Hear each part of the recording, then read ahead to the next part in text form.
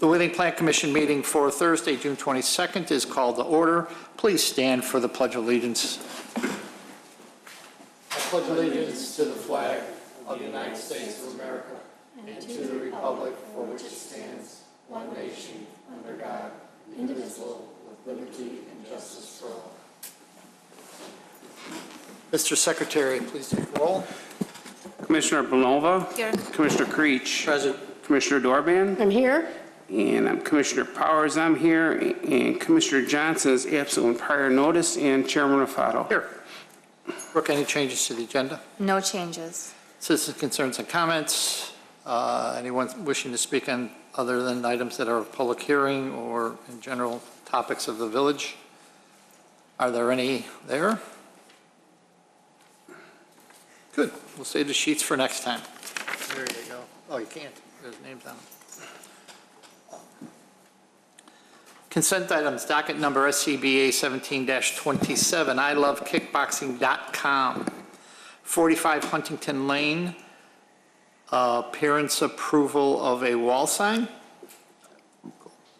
And docket number SCBA 17-28, Pomarco, 171 Marquardt Drive, appearance approval of a wall sign. Do I hear a motion? So moved. Second. Motion by Commissioner Dorban, second by Commissioner Powers. Mr. Secretary. Commissioner Dorban. Yes. Commissioner Powers votes yes. Commissioner Bonova. Yes. Commissioner Creech. Yes. And Chairman Rafato. Yes.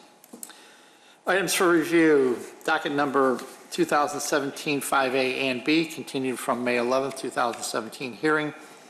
Bella's Bistro, 25 Huntington Lane, 2017 5A, special use site plan approval of a sit-down restaurant, 2017 5B, special use site plan approval of packaged liquor stores. Mr. Secretary. 2017 5A and B, Hardeep Bahala, contract lessee on behalf of Bella's Bistro, is seeking the following actions for the property at 25 Huntington Lane, Wheeling, Illinois, which is zoned B2 Neighborhood Commercial District and located in the Arlington Club Commons. 2017 5A, special use site plan approval as required under Title 19 zoning of the Wheeling Municipal Code, Chapter 19-05 Mixed Use and Overlay Districts, Chapter 19-10 Use Regulations, Chapter 19-12 Site Plan Approval Requirements and associated sections in order to establish a sit-down restaurant, and 2017-5B, special use site plan approval as required under Title 19 zoning of Wheeling Municipal Code, Chapter 19-05 Mixed Use and Overlay Districts, Chapter 19-10 Use Regulations, Chapter 19-12 Site Plan Approval Requirements and associated sections in order to establish packaged liquor sales. Standards for a special use. A zoning special use is defined in Title 19 of the Village of Wheeling zoning is a use of a parcel of land that requires review and consideration before approval due to circumstances or effects on the surrounding properties that may adversely affect them. In order to be considered for a special use, the petitioner is required to demonstrate through testimony to the Plan Commission at the public hearing why their request meets the conditions of the Village Code, including but not limited to how the proposed use will not damage the enjoyment or use of the surrounding properties. Prior to the public hearing, the petitioner provides written statements meant to show that their request for a special use meets the standards established in Title 19. The Commission chairperson will typically direct that these statements be entered into the record without a full reading of them at the hearing. Based upon the testimony and supporting materials submitted, the Plan Commission will make findings in support of or against the petitioner's testimony and report those findings to the Village Board. Mr. Chairman. Thank you. Brooke? I would like to note that the staff report and submittals of the petitioner are part of the public record. Great. Thank you very much. Mr. Vala, you were sworn in last time we were here, so he was sworn in the last. Be sworn in again. I'd sworn in again this time because there is a new public hearing. Okay, so would you please raise your hand? Do you swear the testimony you give tonight to be the truth? Yes. I do. Great, thank you. Could you again state your name and business address? Rocky Bella, my business address is hopefully 25 Huntington Lane. Great, Thank you very much. The floor is yours, so if you can explain what we have in front of us tonight, that would be great. You guys like this better than last time, I'm hoping? Brooke, thank you for working with me. I hope I don't got to send more mailers out. But I hired an architect. This is our floor plan. As you can see, it's full of action and it's a lot better than before. We have a larger unit. Got a question. We have an on-premise license also, right? It just says packaged liquor, that's why. Yes, the restaurant allows for the sale of Okay, I just want to alcoholic confirm. I don't want to come, beverages. I can come back again if you want for the other No, one. I hope not. But this is my concept. I think we do great in that mall. The drawing is self-explanatory. We got great seating. We meet all the codes and requirements for the licenses, I believe, based on my research.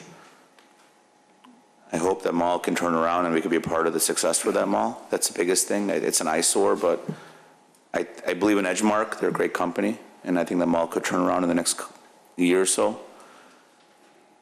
We got a dry storage. We have 2 ADA restrooms. We got a beautiful bar, beautiful seating, open prep area. We have market all over for our grocery items and novelty items. So I think the floor plan, when you walk in, it's a smaller opening, but when you look, it opens up in front of you, and it'll be great when you guys walk in and see how it all comes together. Anything else? Please give me a license. I'll come again if you want, I promise. We'll make a recommendation. So, okay. Commissioner Powers. Thanks. Yeah, much better. I mean, I can definitely see what the plan is here. The only question I have is the VIP room. On the plan, you have line of arch above. Can you explain to me, when I go towards the VIP room, you mentioned an arch. Is it like a wall and there's going to be like arched and then you're going to enter the room that way? Imagine these windows. Mm-hmm. There's drywall and it's like stone. It's made out of stone, but they're just small arches. So it's not in your face. It's more secluded.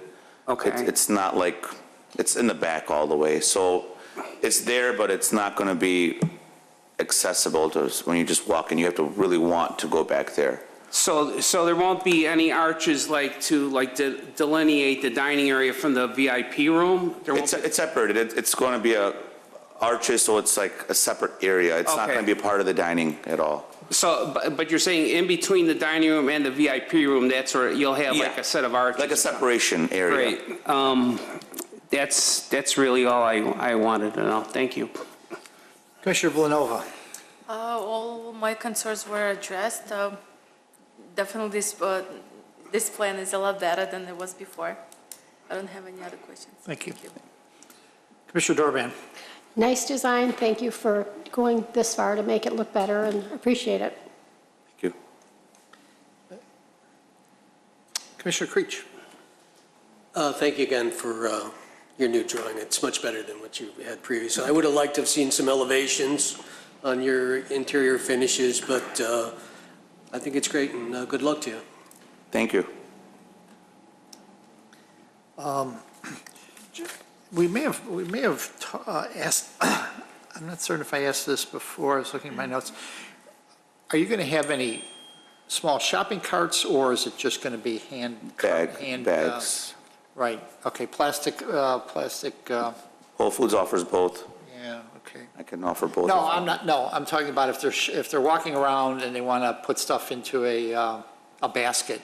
You're going to have you're going to just have shopping baskets, or they're just going to bring stuff up to the, I'll have to-go bags okay. for free so they can Okay, take it to great. go. And then what do we, how do we handle the smoking areas here? Because they've got businesses they've got business to the west.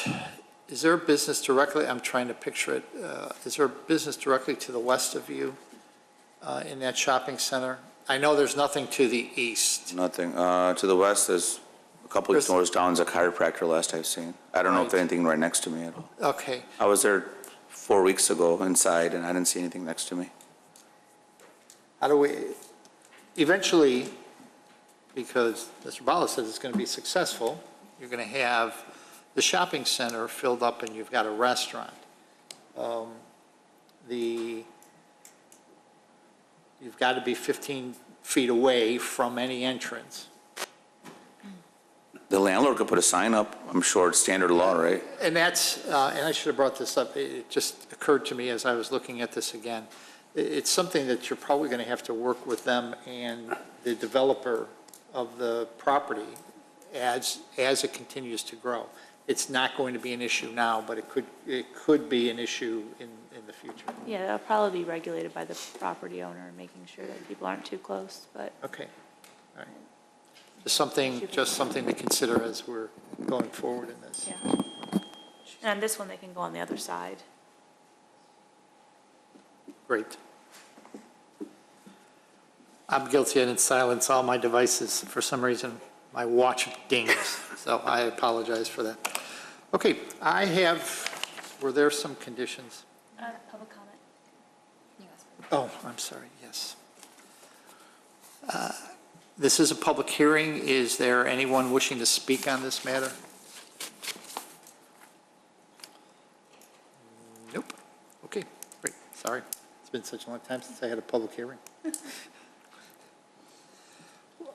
Were there any conditions? Yes. You want to read the conditions? There are 2 conditions of approval with each special use. They are live entertainment is permitted on an occasional basis, and business hours shall be consistent with liquor licensing. Yeah, so what's your definition of occasional basis? I'm scared to say anything because I don't want to come back here with more mailers. So once in a blue moon, for now. And if I want to increase it, I'll come back to Brooke and ask her for help. So those, yeah. I'm just, that is so, The liquor license hours are standard, right? right, yeah, I'm not talking about the liquor license. so I'm confirmed. It's just the occasional basis. I think it would just become an issue if it was like every single night Oh. or. As opposed to a live entertainment venue, which is its own definition in the zoning code. This is just allowing for a piano or a violinist or whatever, a couple times a week. Call me when there's a violinist. Okay. I will call you, I promise. Okay, great. Just through the village, email me and I'll come and see the violinist. Okay, I'm just, that's such an open-ended, occasional basis, occasional has got a different definition than once in a blue moon. Yeah, I'm not going to have rock bands or anything there. Right, no, that's not, live entertainment can be anything, so. Yeah, But- I meant more the piano or Right, some type of guy, okay. music type. So, based upon that, do I hear a motion for 2017 5A special use site plan approval of a sit-down restaurant with the 2 conditions? So moved. Second, Motion by Commissioner Powers, second by Commissioner Dorban. Mr. Secretary. Commissioner Powers votes yes. Commissioner Dorban? yes. Commissioner Bonova? Yes. Commissioner Creech? Yes, And Chairman Rafato. Yes. 2017-5B special use site plan approval of packaged liquor sales. Do I hear a motion? So moved. We got a tie. Why don't you just say second? Whoever. Second. Thank you. Motion by Commissioner Dorban, second by Commissioner Powers. Mr. Secretary.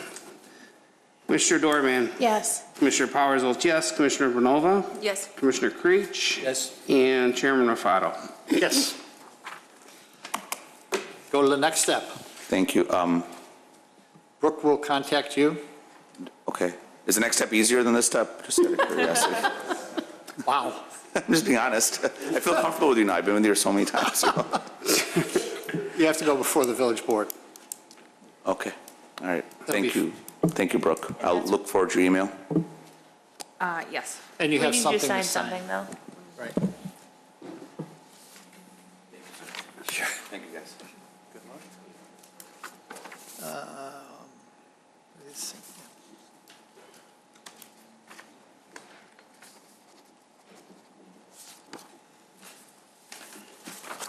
This just details how we voted and what the conditions are. And we need to sign those two things. Where's that? Oh, here it is. You need a pen?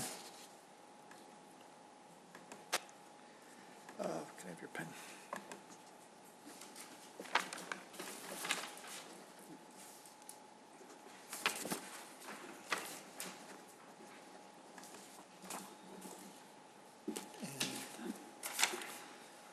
One of those is yours. And then if you can sign both of these.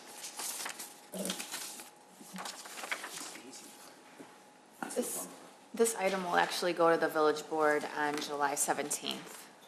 So if you want to write that down, and we can talk about what that means when I'm back in the office. Yes. Oh, yes. Yeah. You were before them with concept review, correct? So now this is the formal, you grab one of those two. This is the formal, they vote on it, and we should be good to go. Thank you. July 17th? Yes. Good luck.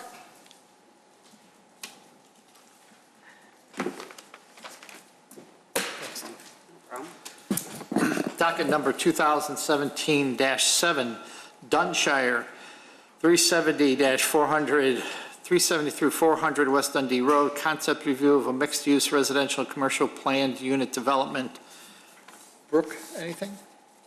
I would just invite the petitioners to come forward.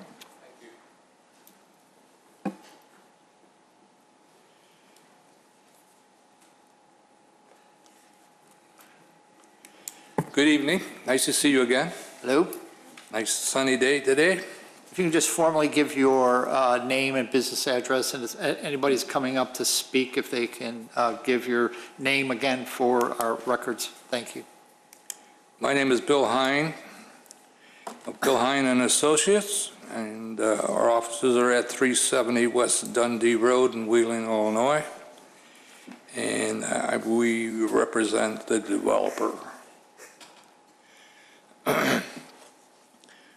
At the previous board meetings and the previous plan review, concept review, there was much discussion relative to the layout of the site plan, the density, and parking. And over the last few weeks, we tried to address each one of those items that were brought up between the two different boards. Increasing the parking ratio of the row homes, adding the shared parking among the mixed-use buildings, and reconsider the density and/or site configuration of the row homes.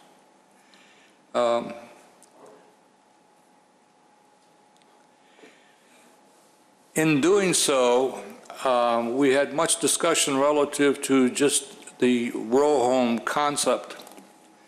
And it was decided by our team to see if we could achieve the items that I just spoke about by changing some of the row homes to the townhouse concept, which is front-loaded garages. As you know, row homes are the rear-loaded garages. In doing so, we were able to achieve what we wanted to do, and that was to lower the density to a total of 38 homes, 16 row homes and 22 townhomes. But we're also able to reconfigure some of the site plan itself as far as the streets were concerned and giving more green space. So it also enabled us to increase the additional parking for the row homes. 5 additional spaces are located in the northern green space, which is also designated as a floodway. And our engineer will address that of putting parking in the floodway. Several additions of space are provided along the drive that divides the residential and commercial halves of the property. it's conceivable that this parking may be used by retail apartments, which is designated, and this parking is designated for the row homes. And this is typical of this type of a concept where you have retail and apartments above, and we're a little different because we have individual townhomes and row homes for sale for single-family use. That being said, we are going to, we have a traffic engineer that'll be brought in now. He's been working on this project, but as we go into the preliminary process, so we will be addressing that. We're going to be achieving that by proper signage, good control of the area, working with the Wheeling Police Department and such as, and working out an agreement with them where they will have the right to ticket, like most of your condominiums do have with the Wheeling Police Department. And this is how we're going to be controlling the use of those, and simple signage saying parking by permit only, that type of thing will help immensely. We've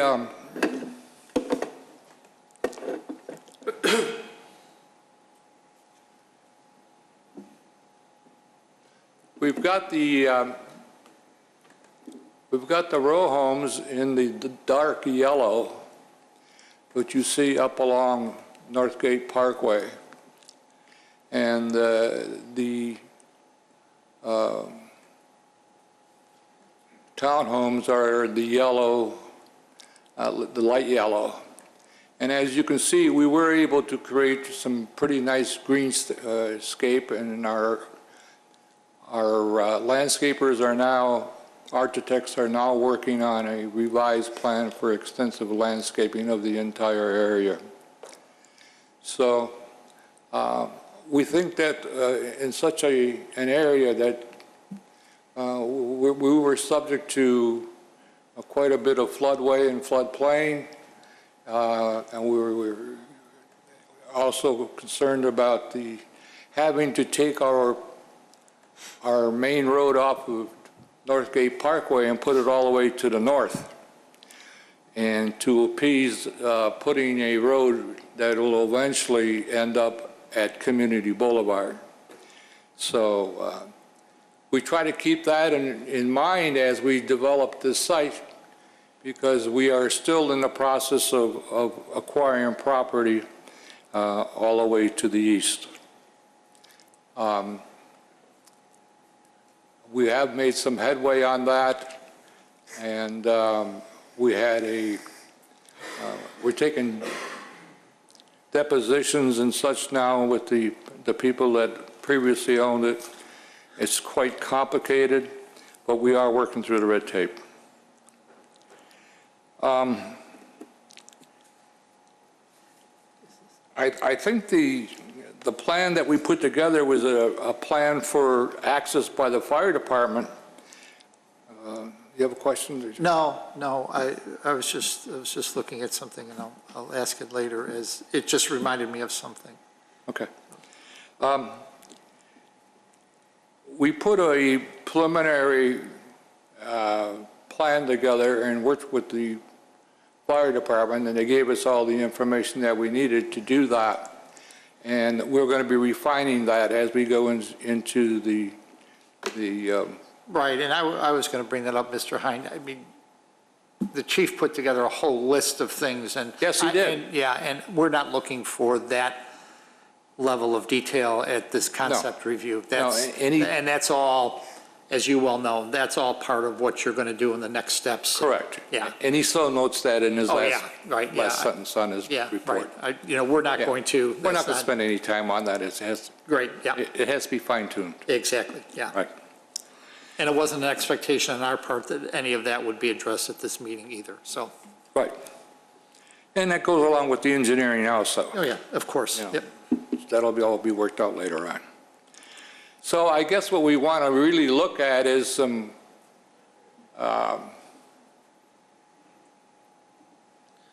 Other way, what happened? Am I going the wrong way here? Yes. yes. There you go.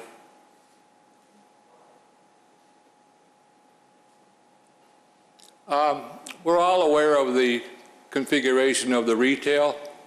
The restaurant that we do have is taken at 3,133 square feet. There was some concern last time about the banquet hall that was used as a banquet hall. It's not actually a banquet hall, it's a small meeting room for very small get-togethers of 10, 12 people that would need some privacy. So that's what they're using it for. There are garages, 18 garages that are in the back. If people would like to rent a garage, it'll be available to them. As you can see, we have quite a mixture of residential above on the 2, 3, and 4th floor, ranging from 2 bedrooms up about 1,213 square feet and 1,196 and some 1 bedrooms. But this is designed for the people that would like to have what's more or less a studio type operation, or being near the train station and such. We're looking for some empty nesters that would be conducive to want that style of living. This next slide is showing the contemporary style of the building itself, with the terraces and such, and patio areas over the retail area. And that's also on the west elevation. This is the back of that particular, with the garages and such. These are the east and west elevations. It shows you the type of brick that we're going to be using. And this is an all brick structure.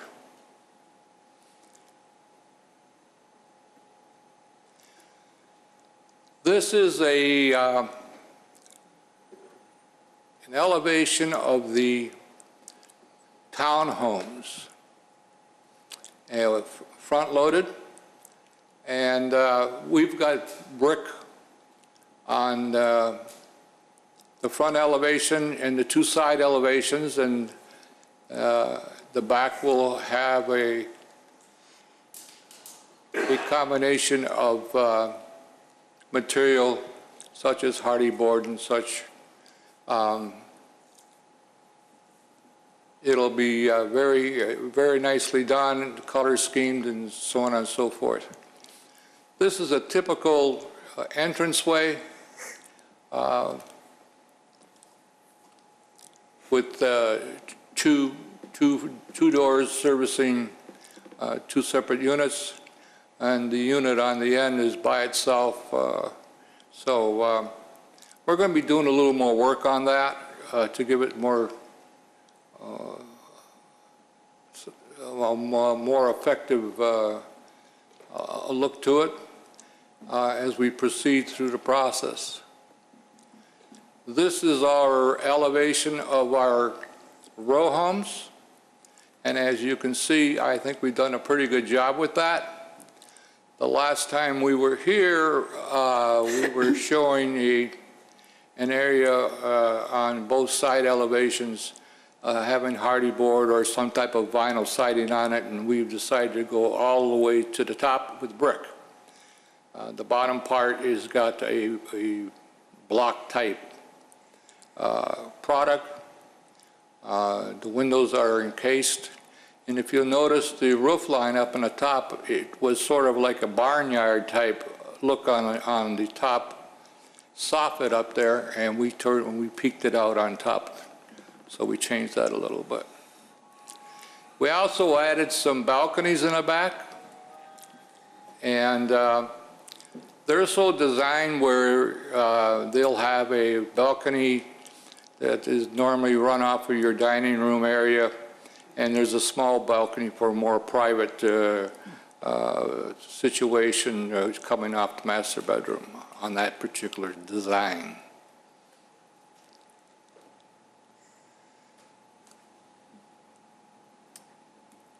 That's some Oh, staff analysis of Yep. the parking.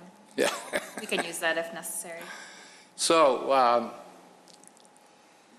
I think we've come up with a product now that is being refined, and it's going to be refined a little bit more as we go through the process.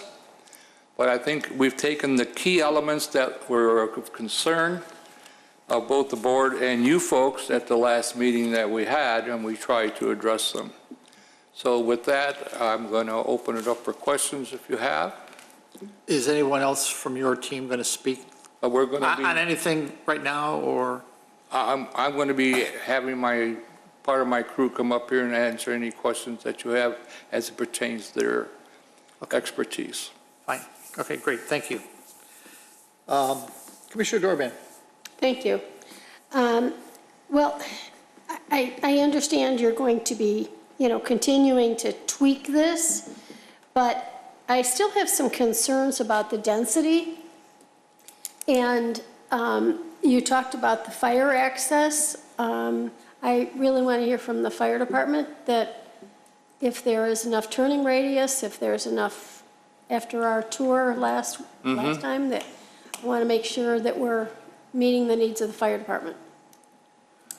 Based on the documents they submitted, there's a couple areas that are a little bit tight, but there's room that it can be tweaked some more in the final or the next stage of the process, and they should be able to get sufficient room to accommodate the turning radius that we need. Okay. I've looked at some of the drawings you get, like number 18, 20, 23. I'm just finding, and when you go back and you do your tweaking of this, there's very little character back there. I mean, I guess I would like to see it have a little more something. I mean, it's just very bland. You're talking about the townhomes. I'm talking about, 18, 20, go to 20. One back one. 20? 20. That just is, that really troubles me a lot, that one. And number 23. That just is really bland. I appreciate the fact that you've accommodated for some privacy for people who might be sitting out on their decks or whatever. I like that, but I just would like to see something a little more interesting. And I guess my main question is to staff. Are we expected to vote on this tonight? If you feel ready to, yes. We What are we voting? Okay, It's because that's a good question. It's a concept. So what would we be? So it's just, a concept review is a non-binding decision to just move forward, similar to the village board does, that, you can give some, if you feel it's conceptually ready, as far as you have enough Okay. information about the information to do a consensus on moving forward with the actual preliminary PUD, which then has a lot more of the details. So, we asked for more. But if we agree to the concept now and vote on it, then when we go to the next step, can we still make changes? Yes. Yes. Oh, yes. Because, Yes. I mean, I want to see them come back again. I mean, I'm Yes, not- they'd have to come back for a preliminary PUD, and I would give your comments now about what you would want to be changed, or updated, or tweaked. So like a lot of, obviously, the technical stuff would Right. be tweaked as part of a preliminary PUD So- submission. But if there's other appearance things or other aspects, if you're like, okay, this is townhomes, that's what you're looking at, but when you come back, you want to have more architectural features or some relief, and you want to see that, then they can incorporate that into final plans. Exactly. For instance, you talked about the turning radiuses. Those types of things should be addressed when the petitioner comes back for preliminary. PUD, so we know what we're dealing with. Your architectural, as Mallory just indicated, more architectural character, you would expect to see that in a preliminary PUD, and changes can be made. Where what occurs from preliminary to final, you're somewhat limited, because final, you've made your changes, and this is for new members too, you've made your changes, and final should be, yeah, we're ready to go, here it is, this is what, everything we've said that you wanted, and let's go from there. But it's now is the time when you brought up some valid points. No care, if you feel no character, bring out that character in here, and that's what we want to see. You know, I'm a little concerned about, I always want to see more green space, but I don't know how you're going to incorporate that. If the density is still too dense for me, I don't know how everybody else feels. I just feel it's a little too dense. I think it's too tight. I also have concerns. You talked about, if we could go to the picture of the retail area. Okay. Now, how are we addressing the parking issues to separate the people who are living in these apartments from the people that are going to the retail? How are we going to address that piece of it so that there is enough parking for everybody? I mean, you could have an extremely successful several retail spots here that are going to take up a lot of parking. So how are we going to address the parking for the people that are the residents? Well, according to your code that we go by, we have sufficient parking for the type of product that we have put before you. And I know where you're coming from when you say how are you going to control between residential parking. It's going to be by permit. All the residential people will have a permit, and it'll be put on there, and there'll be designated areas for the residents, and there will be the proper retail parking for the 10,000 some hundred square feet. Okay, and because that's private property technically. I'm sorry? Technically, this is private property, so how are you going to police that? Well, that's why we've got an engineer, a traffic engineer, working on it right now. And he gave us, at the last time we had he gave us that we had sufficient parking for the plan that we were putting together. And he's still saying that to this day. Only thing we're tweaking with him is some of the proper ingress, egress, and the radiuses of that parking. But as far as the bulk of that parking, it's already done by code. So we have to. But you haven't addressed my question, Bill. But you also have to remember that we are seeking a PUD, okay? And we still call them variations, but we might have to request a small reduction, but I don't think we do in the parking. We haven't approached that because we think that we got it made. We got the required parking.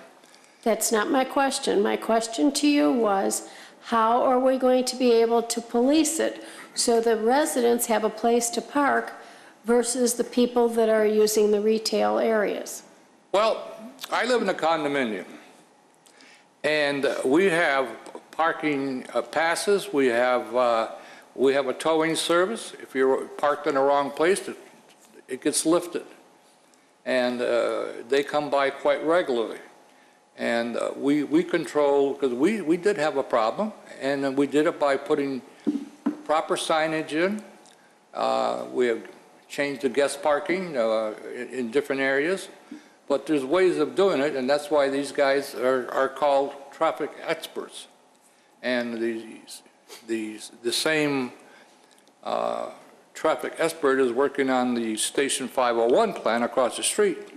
So And we're trying to make sure that their entrances, egresses line up with ours, and everybody's a happy camper. Has the police department been contacted and just been discussed with them? We will have an agreement. The police department does it by letter, and where you enter into an agreement where the police department can ticket for improper parking, whether it be in the fire lane or any area that is marked as and is being violated. And most of your complexes here do have that, the bigger ones, Chelsea Cove and all those places like that. I'm not going to belabor the issue, but I just think it's still too dense, and my other comments stand. Thank you. So Brooke, would you bring up that? So this was put together by staff, and this is parking. Do you want to explain that? This is just a concept based upon what we know right now. So. Right. We have a few different uses on this site, and this tries to express what is being proposed and how it compares to our code. So the row home and townhomes, they have a parking requirement of 4 spaces per unit, and they also have a guest parking or unreserved parking requirement. This plan, as it's shown, falls a bit short just by 5 stalls because 5 of the stalls are shown in the floodway. So if they can work with that, then they would be able to meet that parking requirement. Then there's the requirement for the residences above the retail. Those are the parking requirements are based upon the bedroom, the number of bedrooms in each unit. And let's see, so there's also a guest parking requirement. So the total parking requirement is met here. However, they do not meet the covered parking requirement. So they are required to provide 1 parking stall for each unit.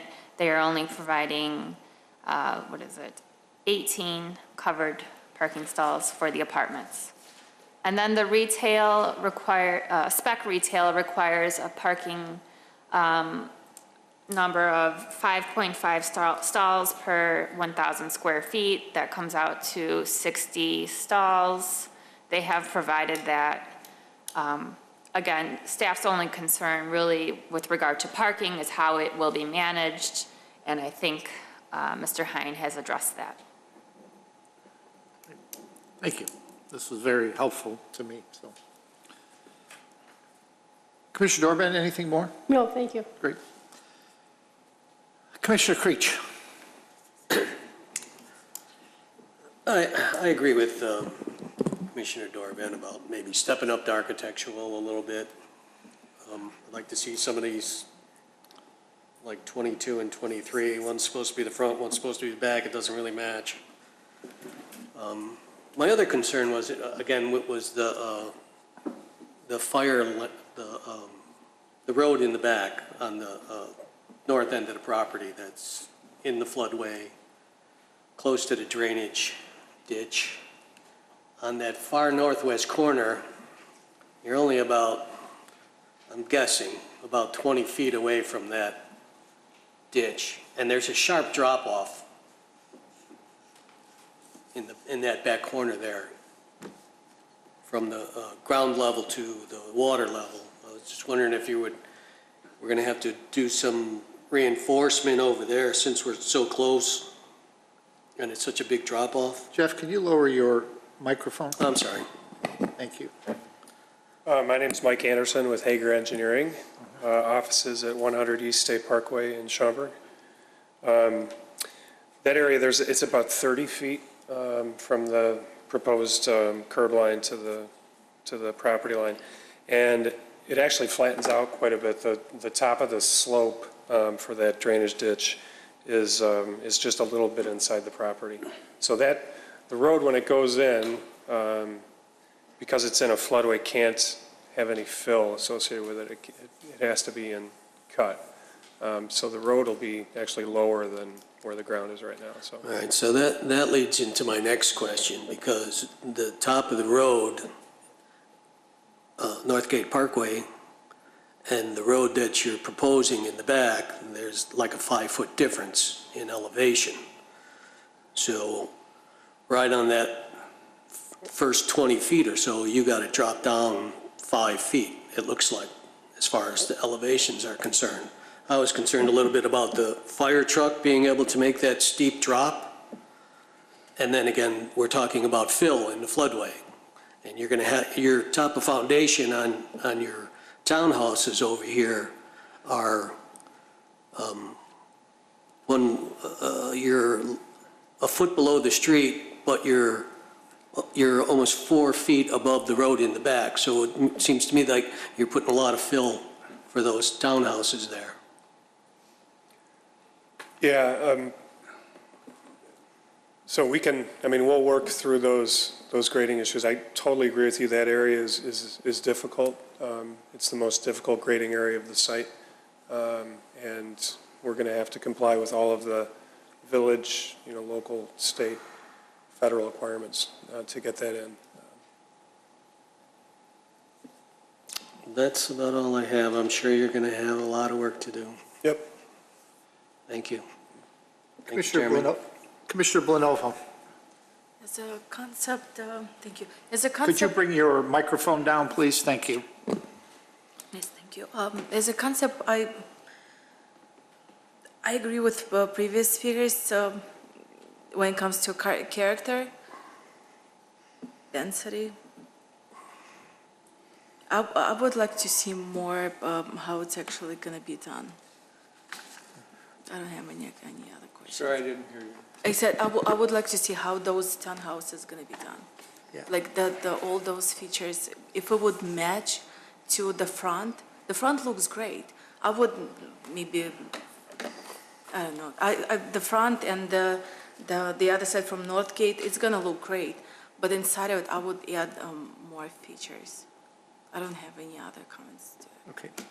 I think it's just basic, architecturally, as Commissioner Dorban said, and Commissioner Creech, bring more character out on those buildings. So that's, Commissioner Powers. I agree with some of the comments made about the row homes and townhomes needing some improvement. Well, all the units in the condos or whatever above the retail, will each one of those have a balcony, or majority of them have a balcony? Yes. I don't know how we're going to, on the back end of the townhomes, we haven't addressed that yet. Because of it being in the one area where we have a lot of green space there, okay? More than likely, we're going to be putting patios in there rather than balconies in there in the back end, okay? And then, depending on the model that they purchase and the floor plan that they purchase, okay, we can.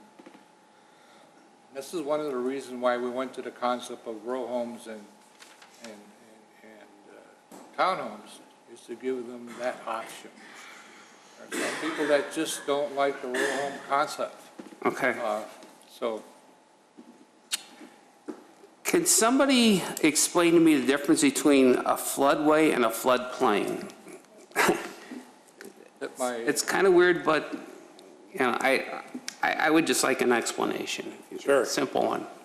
And the village engineer can jump in and correct me when I say something wrong here. So the floodway is the flowing area of the creek.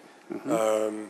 The floodplain is the area outside of the banks that, during a flood event has very shallow or kind of, backwater.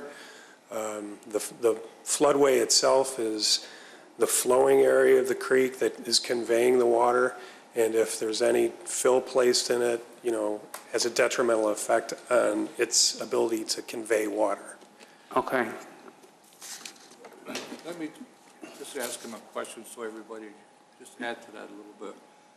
I believe the village of Wheeling is in the process of remapping that area with the advent of the 72-inch pipe going into Heritage Park. So will that change that floodway in that floodplain? This one I will definitely confer to the village engineer. Yeah, based on the preliminary numbers that we have for the study that Christopher Burke is doing on Buffalo Creek, I don't foresee any significant changes in the floodplain at this location or the floodway. You don't see significant? I do not. Okay. Thank you.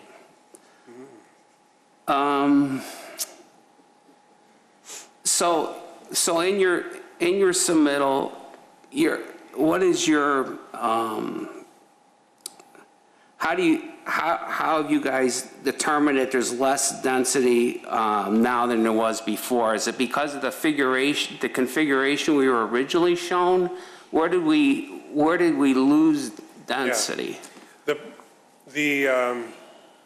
Previously there was in the middle of the site. So what happened is all of the units now on the plan have driveway aprons, 20-foot driveway aprons.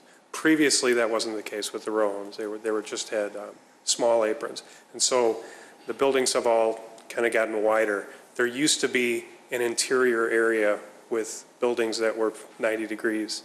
Those were eliminated. So there was 7 fewer units on this plan than what was previously shown.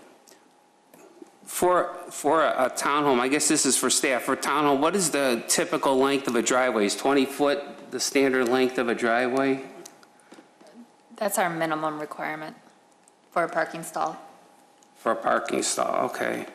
And your thing is that the townhomes and the townhomes and the row homes, they'll have 20 feet, right? Correct. Okay. In the western block of row homes, the row homes on the west side, in the southern portion of that, it looks like you show a sidewalk going across with only a 20-foot width in between the driveways. Is there a exit on the south portion of that, or is that blocked off by a curb? So could people go, come in the north side and go out the south side? Yes. Yeah. So there's an alley, running between there that's open to the north and south. And Ryan, you don't have an issue with the 20 feet in that area to maneuver around in that western portion? Again, these are the preliminary drawings. Right. Again, these are things that, as we continue on with the process, they'll work and refine it. Okay. That's why the chief and Ron put together a lot of information there, and it was great. But until we see that there would be a lot of money spent on something like that, trying to put that into concept. So as long as it's noted and the petitioner knows that it's got to be done, that's what we're looking for. I mean, he's not okay with the way it is right now, and we have to ensure that that gets done. Well, I'm just concerned that if we're sure that the footprint of this submittal starts to float, and then we're not kind of looking at the same thing anymore. I have a concern about the east side too.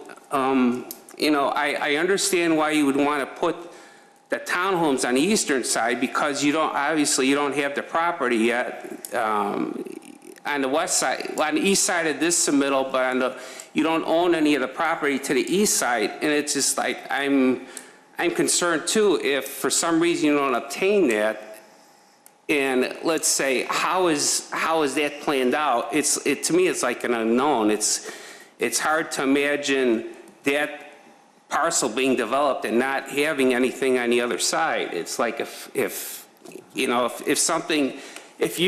you do that development, but for some reason something goes wrong on the eastern purchase, then what are we left with? That's a concern of mine. That would kind kind of like to see it come to us at one time, but I know that's not what you're doing, or maybe that eastern part of the property, maybe that, somehow that gets reduced and opens it up a little bit more, because I still think it's dense. So there seems to be a lot of floating pieces around there, potential floating pieces, but I have a concern about the eastern property not coming in at all. So that's a tough one for me.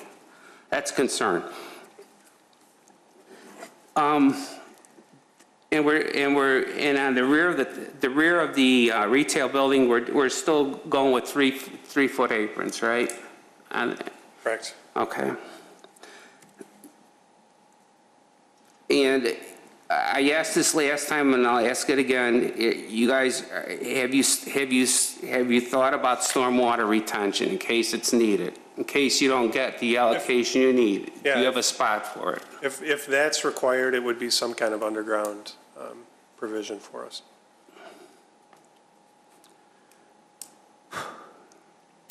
Okay. I think that's all I got for now. Thanks. So a couple of things that I've noticed that I would like to see changed, when this comes back is the trash enclosure on the restaurant. That needs to be moved, maybe somehow to the back or something, because out front, now granted it's against Northgate Parkway, but you're going to have a development across the street, and if it can somehow be tweaked in some manner to move that. I agree. Okay. The garages, Mr. Hein, in the retail part, is that just for the residents, or can a store rent one of those for storage? I mean, is it just for residents? Are you talking on the back end of the retail? Yes, Yes. just for residents. Yes. Okay, great. Because I can see somebody saying, hey, I'd like some storage space, and renting out part of one of those, and that would be a concern of mine, because then we don't know what's in there. Yes. Okay, great. On the buildings, and I just happened to see this as I was driving by the row homes on Northgate, the downspouts. On those row homes, they're not buried.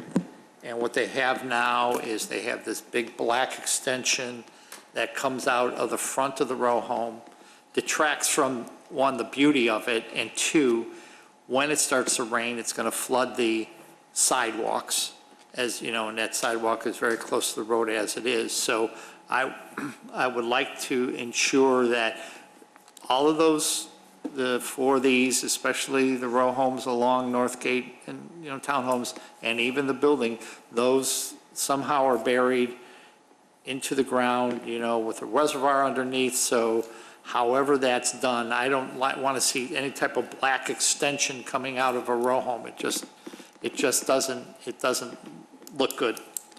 And then also, obviously, we need to know where on the row homes and the townhomes where the mechanicals are going to be, and how you're going to shield those when you come back. That's part of what we'd like to see. I'd like to see also, and the board would.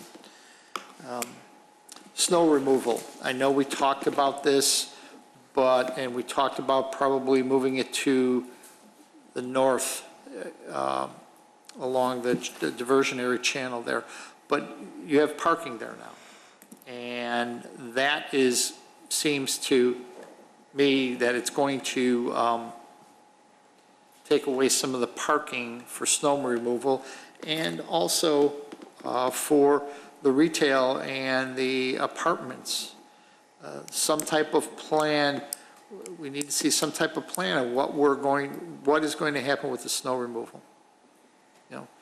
We're not going to have a winter like we had this time with very little snow. We didn't have to worry about it, but, anticipate that.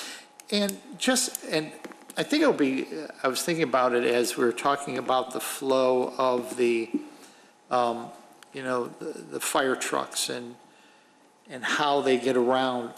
You're also going to have garbage trucks going through these areas here.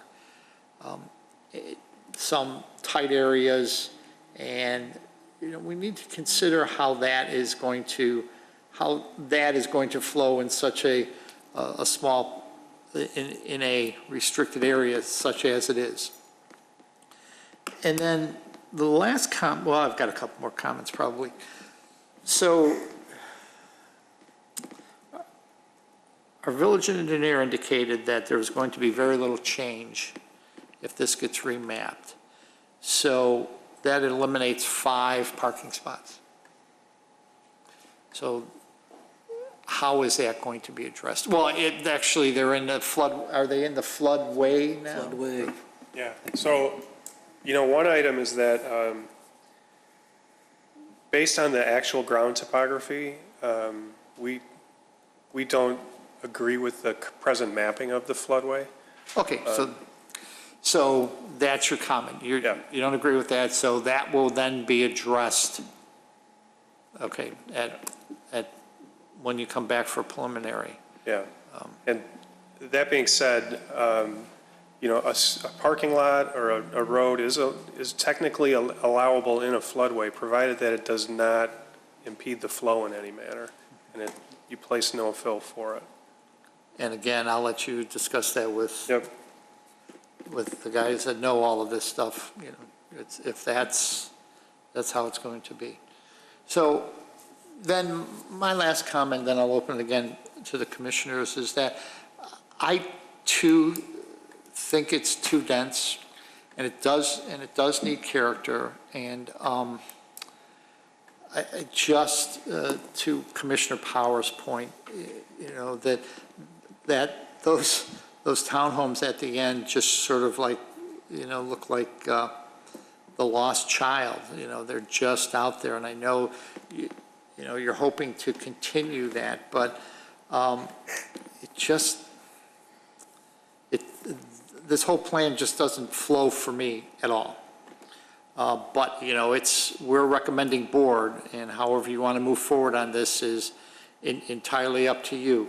But it just doesn't seem to flow for me.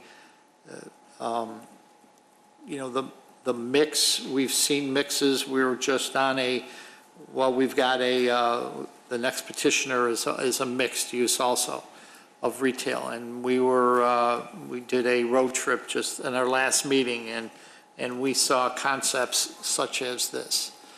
But it seemed on those that there was ample parking for everything, and for the retail space and for the residential space. And there was this, I'm trying to think of the term, even though it was all on one property, there seemed to be a separation, and there was parking. There was underground parking for the apartments, and to move that away from the retail, and you didn't have to worry about that.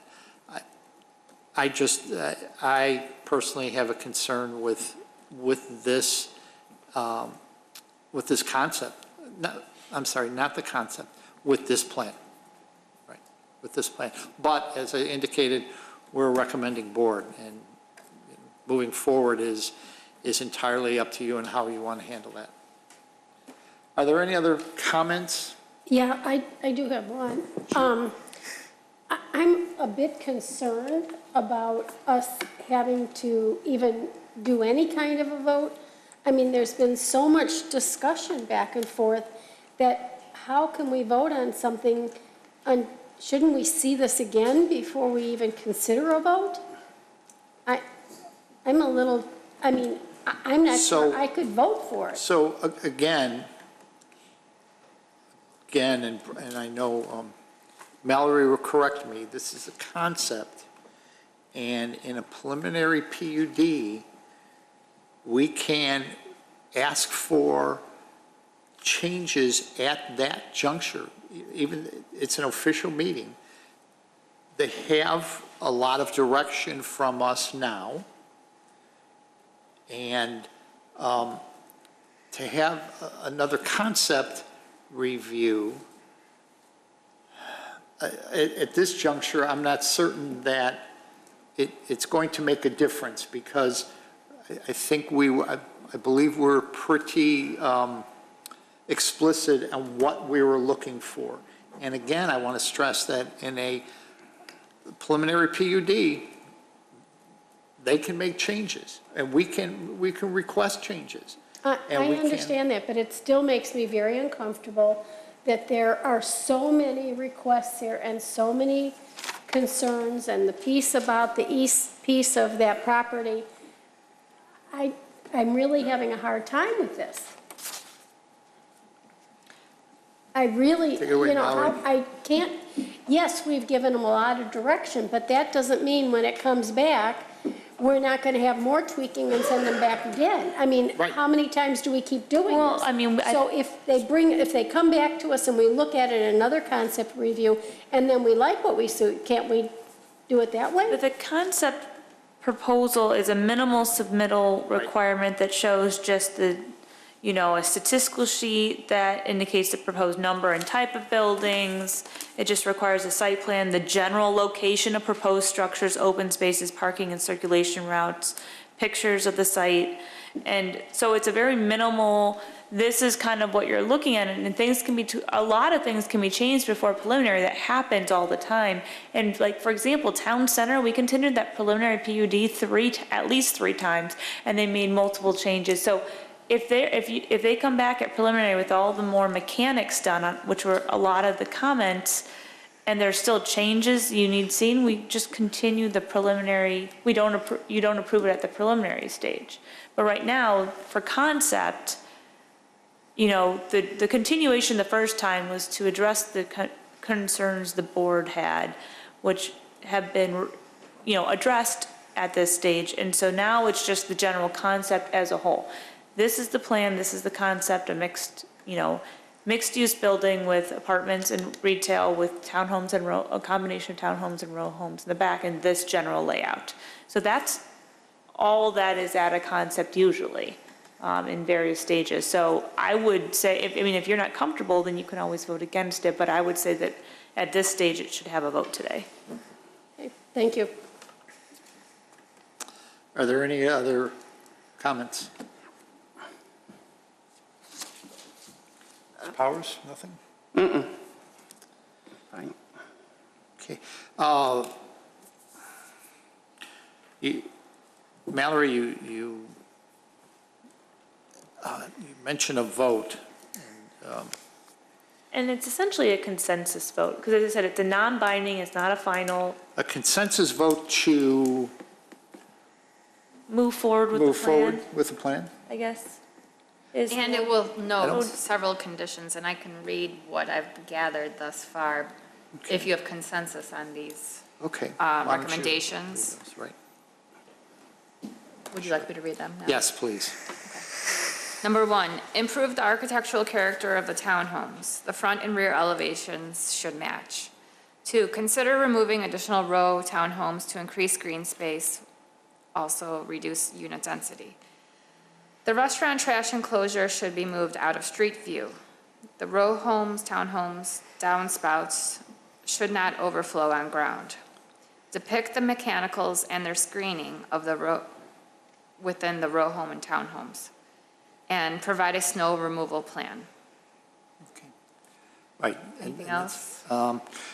Just something in general, Bill, and one of the questions, Mr. Hein, and I know you're talking, I assume you've had discussions with IDOT, because on the southern ingress and egress, you have depicted here the ability to turn left onto Dundee, and I thought you had said that you got a no on that already. Oh, no. Was I wrong? So the original concept, I believe at the last one, that because they've expanded the site and it's so much further east now, they can now do the left safely. Oh, So the original That's correct. concept, it was much less and it was much closer to the intersection, and that's So when they that said was no. my confusion. That's correct. Okay. So, thank you, Mr. Hein. So the question is, so if I'm looking for consensus, am I looking for consensus to move forward to preliminary? Yes. Okay. And if we don't get a consensus, he can still move It's a forward. completely non-binding. Right, completely non-binding. So,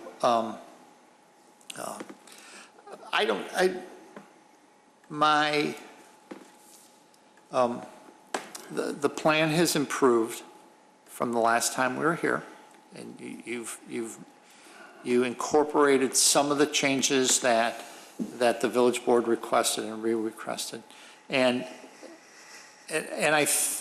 my take on this is that it costs you a lot of money to have professionals here to do this and to go through another concept review. You're going to me, at this point in time, the preliminary is right there, and you're going to be spending the money, and you're going to be rolling the dice anyway. I'm not certain. How do you feel about another concept review if that, we're going to take a consensus here, but how would you feel about that? Or do you want to go, are you looking to go right now to preliminary?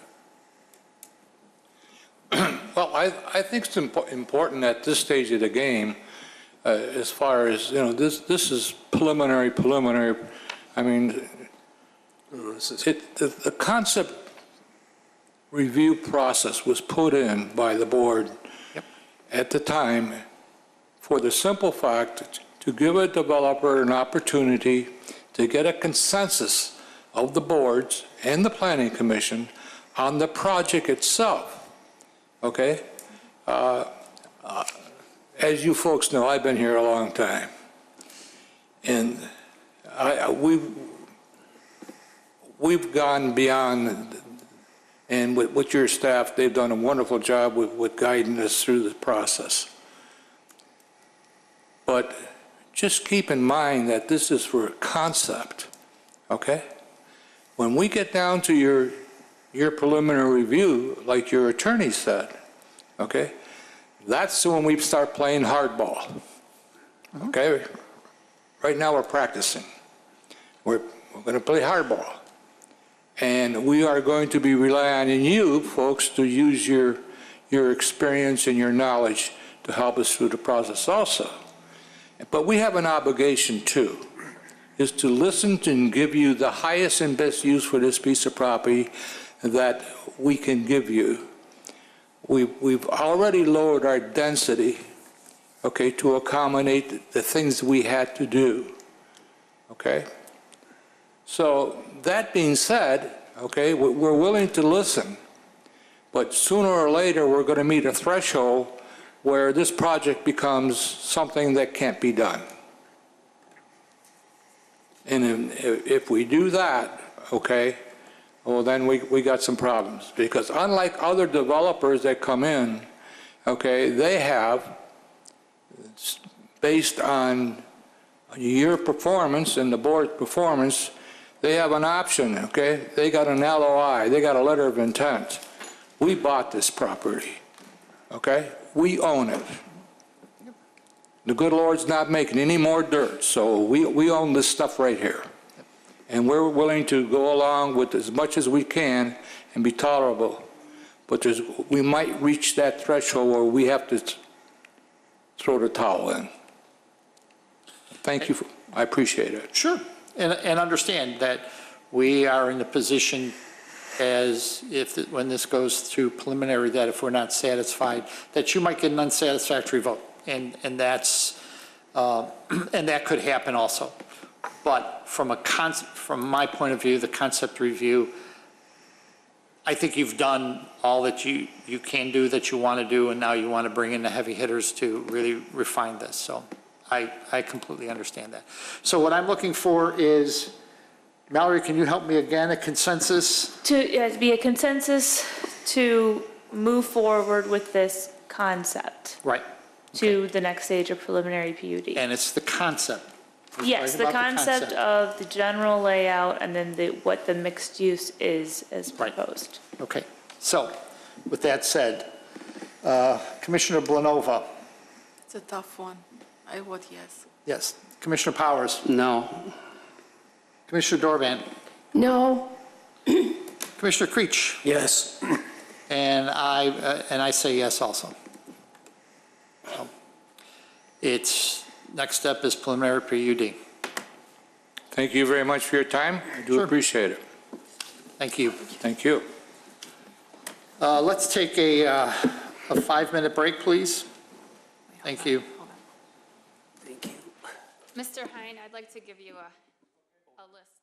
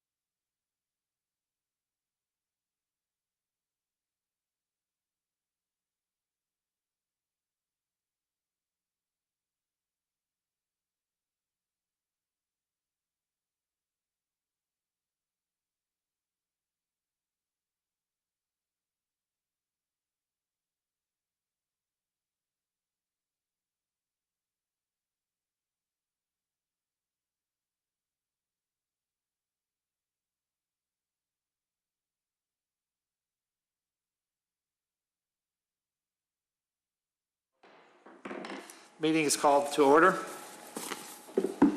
Calling docket number 2017-3, Uptown 501, special use site plan approval of a preliminary planned unit development for mixed-use retail and residential. Mr. Secretary. Docket number 2017-3, Daniel Resco, applicant on behalf of 501 West Dundee Wheeling LLC, contract owner, is seeking special use site plan approval of a preliminary plan unit development for a retail and multifamily residential mixed-use development in the MXT Transit-Oriented Mixed-Use District as required under Chapter 19-05 Mixed Use and Overlay Districts, Chapter 19-09 Plan Unit Developments, Chapter 19-10 Use Regulations, and Chapter 19-12 Site Plan Approval Requirements and associated sections. The subject property consists of the vacant parcels at 501 West Dundee Road, which is approximately 7.65 acres at the northwest corner of Dundee Road and Northgate Parkway. Mr. Chairman. Thank you. Brooke, anything else to I would add? just like to note that the staff report and submittals of the petitioner are part of the public record. Great, thank you.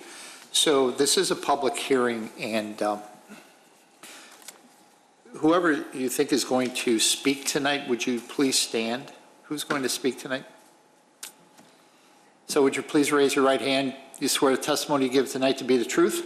Yes. Thank you. And as you come forward, would you please give your name and business address? The floor is yours, sir. Thank you. Good evening. My name is Carl Camelucci. I'm a lawyer at the law firm of Taft, Stettinius, and Hollister, and we represent the applicant in connection with the Uptown 501 project. Thank you very much for your time and for the opportunity to be with you tonight. We're thrilled to update you on the project after having been here for concept review. I'm going to kick things off, and then I'm going to introduce the rest of our team who's here, and some other members of the team will walk through the plans for the project in more detail. We just want to start off by saying how excited we are about Uptown 501, not just because it's going to be a beautiful building, which will be a great place to live, great place to play, but most importantly, because it'll give us an opportunity to be a part of the village's efforts to really transform the area near the metro station into a mixed-use, transit-oriented, pedestrian-friendly, modern, vibrant community. That's something that a lot of suburban communities in the Chicagoland area are trying to do without success. You guys are doing it, and we'd be thrilled to be a part of it. If you could move that microphone to the center. Of course. Is this better? Much better. Great. Thank you. So, of course, the village's planning and zoning process provided the vision and the spark for all the redevelopment that's happening, and the development community has responded. To the north of this site, as you know, is the Northgate Crossing development. Just to the south across Dundee is the town center development. And we want to partner with the village to help continue making the village's vision for this area a reality. Our team has designed Uptown 501 with that vision in mind, and also to complement the other developments that are happening adjacent, and to provide as much of a transition as possible between the residential, relatively less dense, less intense Northgate Crossing to the north, and the more intense, more heavily retail-oriented town center to the south. We think it provides a nice, smooth transition that brings things together nicely down there. So at the end of the day, I think our shared goal is to foster a desirable community in that area, not just a collection of random individual developments. So in that spirit, you know, ever since pre-application meetings with staff, through the concept review process up until today, our team has worked hard to get as many comments as possible from staff, from members of this commission, from the board, and to incorporate them into the plans that we have for Uptown 501. And we're really proud of where we've gotten so far, and we're excited to share it with you tonight. So as the rest of the team will discuss in greater detail, right now Uptown 501 is a mixed-use development with 264 residential units, 12,000 square feet of retail in the first and second floor, or the first and second stories, I should say. And again, we think it will be a nice transition and unifying element for the developments to the north and south. Uptown 501 will also include beautiful amenities and open space accessible to the residents of the development, a 5-story parking structure and surface parking, numerous engineering improvements and roadway improvements, and all of these things collectively not only will improve the quality of life for residents at Uptown 501, but also residents in the surrounding area and visitors to Wheeling who will be attracted by the new development that's going on here. So as you know, we've applied for preliminary plan unit development. That's the application that's before you tonight.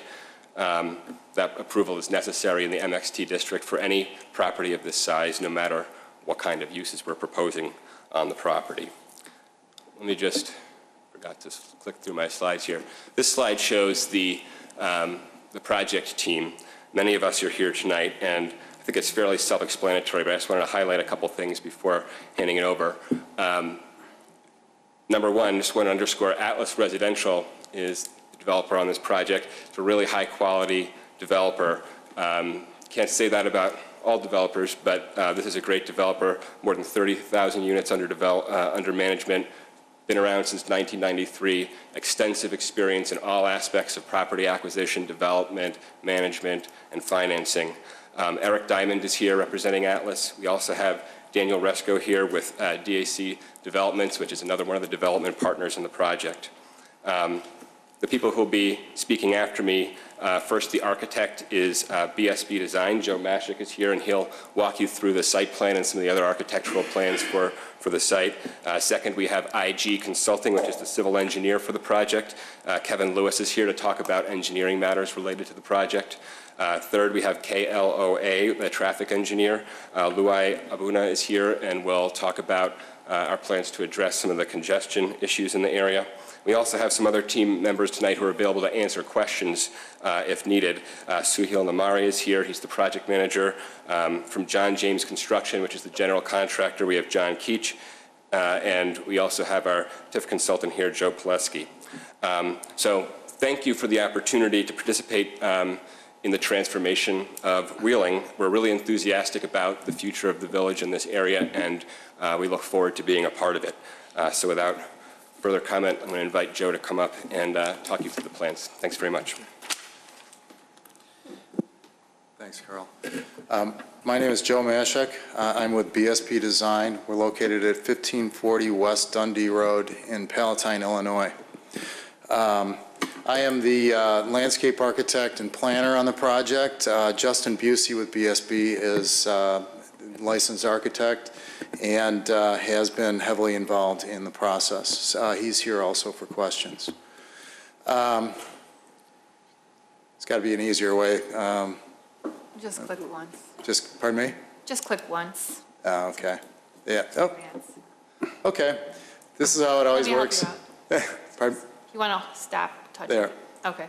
There we go. Oh, very good. Thank you very much, Brooke. You've been, actually through this whole process, it's been really, really delightful to work with your team. You know where the site is, and Carl really set it up well, because the importance of this corner is obviously incredible. And what is getting started with the Wheeling Town Center to the south, what you just heard about previous to us, is the project to the east, and our project is just south of Northgate Crossing. So we're really an integral part of your, essentially the heart of Wheeling. Oh, here we go again. I'm sorry, you guys. I must be doing something wrong. Okay, just click once. There we go. Got it. Okay. Technology aside, I do have a lot of gray hair, so I've been around since Mylar and Tech Pens.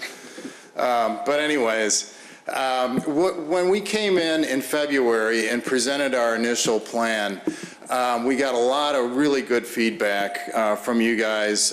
We started with staff working through some of the issues, listened to what you had to say, worked with the fire department, and really, I think, came up with a much more dynamic plan, even though we were really excited about our original plan. The original plan was 4 stories, 230 units, 25,000 square feet of retail. Some of the comments were increase open space, perhaps take a look at the building, maybe go a little taller so that the building is has a little less impact on the site. What is that retail going to be? How does that work with Dundee Road access? How is this all going to look? And more importantly, how does that retail look in 10 years and in 15 years? So we took all of these comments, took a look at it, and essentially went back somewhat to the drawing board. The essential building layout is about the same. The garage structure is still on the west side of the building, which blocks the noise and aesthetics of the railroad tracks from the residents of the building. We still have a fire access, though it's much more generous. We have a 60-foot offset on the north side of the site. We've created outdoor areas and programmed them, such as the dog park on the west side of the site. Took a look at how we integrate the retail a little bit more efficiently. How do we create really dynamic retail? And we saw this corner obviously as the key visibility, but then how do we reduce it and then also create residences on Dundee Road? And so these were all very, very good comments. So we increased the open space by about 30,000, just under 30,000 square feet. And in doing so, we increased the size of the courtyard. And incidentally, the courtyard is now about that 30,000 square feet. Before we had we had two small courtyards with some units in the center. We felt that it was much more important to have a larger courtyard so all residents could look out onto green space from both the interior units plus the units around the outside and the perimeter of the building. We shifted the lobby over to the east side of the site to give it much more visibility to the corner. We created a very interesting curve and sky bridge to the southeast corner of the site, so that the retail would have much more exposure, be much more dynamic, and be much more viable for potentially a national user. We created individual private courtyards for the first floor units we've called townhouses, since they're a two-story apartment unit that would face out onto their private courtyards. The other things that we did here were we created a little bit larger buffer system, which I'll get into in a moment, with parking and some of the other issues. We worked really closely with Lou Abuna and your team on how we integrate the both Northgate and Dundee Road, since we are donating 20 feet of right-of-way. What happens? How does that work? How do we gain access to the site? How does this essentially work to improve the traffic situation at the corner and add additional both units and retail traffic? We also shifted the road, our access point on the northeast corner of the site, to line up with the proposal that you just heard about to the east of us, so that we really start to integrate this with all the proposed developments that are occurring and will occur in the area. We work closely with the fire chief to look at turning radiuses within the site and improve the circulation, so that essentially we have access to all four corners of the building with a fire access road that would be paved around the north side, limited access, so it would be solely for the use of the fire department and potential pedestrian users as a walking path. The courtyard amenities that we're looking at is the area in the center, as I said, is about 30,000 square feet. Working with Gail Lisner, the marketing specialist, and the marketing report, which is in your packet, we're looking at a really highly amenitized building and lifestyle. Swimming pool, barbecue pavilion, small putting green, lounge with fire pit, outdoor area. Inside on the first floor we have a lobby, but then as we go through each of the floors kind of quickly, there is additional amenity space on the upper floors. The service to the building is going to occur, and the residential service is going to occur on the southwest corner of the building, and that's where all trash would be picked up and taken away, well screened from Dundee Road. Also well screened and well situated away from most of the residential units. The retail service, there would be a loading dock in the center. I don't know if you see the on your screen, if you're seeing my arrow, or if it's okay, good. About where the arrow was is a service loading, interior loading dock for the retail uses. We provided 1.67 spaces per residential unit and 5.7 spaces per 1,000 square feet of retail, which the retail fits within the program, but I think there's a really detailed component of the report that we can get into, and please ask questions as I go. So, because it's kind of a complex building, so I want to make sure I try to cover everything. So the rest of the first floor is residential.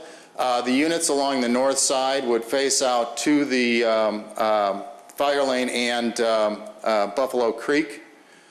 The townhomes, as I explained earlier, have a private outdoor space that would be fenced and essentially a small patio and garden. All the units that face out on the interior would face out into the courtyard and the pool area. The access to the garage is through the courtyard, and you enter at this point here on the east side of the garage, which is the gray section of the site plan. There is a potential to provide valet service or other type of parking access through the service area that we've provided, since we're providing an area for refuse to be removed, could also provide as a secondary access for the parking structure. The second story, actually the third and fourth, and let me go back one if I can. Previous. Boy, I'm smart. All this gray hair did something. The second floor is essentially the mezzanine or the second floor space of the retail. So if you look at a room like this, the roof line is about 2 stories tall. So it would provide for any type of ventilation system in the retail. If there's a restaurant, it would also provide a potential mezzanine space if it were some type of shared workspace. The second floor units, residential all the way around. The lobby is 2 stories to give it exposure to the corner. And there we go again. Okay, excellent. The third and fourth floors, primarily residential, but we also have a fitness center above that sits above the 2-story lobby on the third floor. That would also be a 2-story space. We also have a sky lounge, which is faces out towards the intersection, and actually the way it lines up, you would be able to see straight down the plaza to through the town center. So you'd have a really dramatic view from the public lounge that we're providing on the third floor. There's also a roof terrace on the third floor next to the Sky Lounge that would provide outdoor space and additional open space for residents. Probably more in line with the Sky Lounge. And then also a roof terrace that faces Dundee Road. Now this roof terrace on the south end of the site would be essentially creating penthouse units, would be private, again, private open outdoor space for these 4 units on the third floor. Fourth floor, all residential. Second floor, the fitness center. The fifth floor, this is, again, primarily residential, 2 essentially penthouse type units that would have a view over the town center. Plus, above the Sky Lounge, we've got an additional outdoor terrace, a roof terrace space. This would also be connected to the residential area, both from the residential units both from the south and from the north. The fifth floor, and this has come up several times as we've been working through this, and that's another member of the team here. If there's any questions about alternative energy, we're also looking at what do we do with the rooftop? We are going to be screening all of the mechanicals, which would be on the roof, but what do we do with the rest of that? And I always think about the rooftop as a fifth facade. There's potentially green roof elements, there's potentially some type of an energy source. Now, whether that's solar, we're still looking into those details. Feel like it's very important, especially with a building that's this dynamic. So that's the building. The market study was really favorable to the additional units in the area. And how we've broken down the building itself is about 11% convertible units. And what those are is essentially a studio unit that has a partially walled off area that's like a sleeping alcove. 41% one-bedroom units, 46% two-bedroom units, and 7 of those townhouse units that face Dundee Road with the private patio. Now, there's a little bit of a discrepancy in the report in that this is a 264-unit building, and we've got 265 in a couple of locations. And what happened is when I talk about these penthouse units, it got dropped in and it never gotten taken off. And the penthouse units are actually expanded 2 bedrooms. So there will be, at this point, no 3-bedroom units. The market study discussed several of the other projects in the area, and they're always really interesting reads. So it talks about the absorption of a project like this, which would be about 2 years. So I believe it was 18 units a month is a typical renting absorption rate. I thought I saw 8 to 12. Oh, 8 to 12, okay, so thank you. Yes, I had the 8 in there. So the architecture, we keep talking about how dynamic it is and really how it really becomes part of the community. And what we've done is, and some of the things that we talked about at the initial presentation in February, the concept review, was how do we front this to the street and how do we really add to the town center and all the action that you're getting at your new downtown, essentially. The Civic Campus is just where we are now, is just to the southeast. So this would be essentially facing that. Town center is directly to the south. So what we've done is we've created a 5-story building with really dynamic corner elements, including expanded transom windows and a little bit higher ceilings at the corners to create much more life and bounce to the roof line. We've added, the retail is primarily a glass facade, which is about 125 feet of the front corner.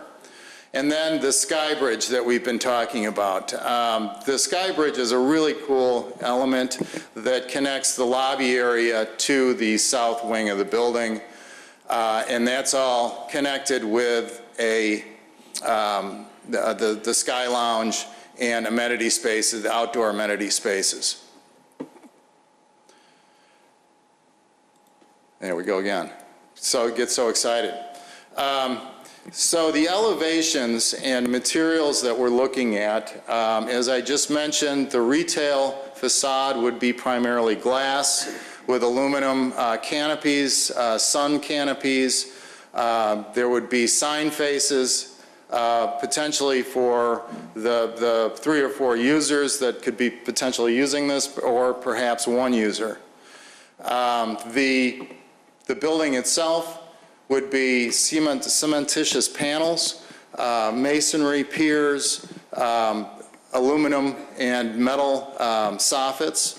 It would have somewhat of a contemporary flair, but we're also understanding that this is part of a traditional neighborhood. What you've approved to the south has a little bit more of a traditional feel to it, so we're adding brick cornice lines that would match a traditional. So we're adding a little bit of a contemporary flair to a traditional style of architecture, and then a very contemporary retail, which is really what the market is moving towards.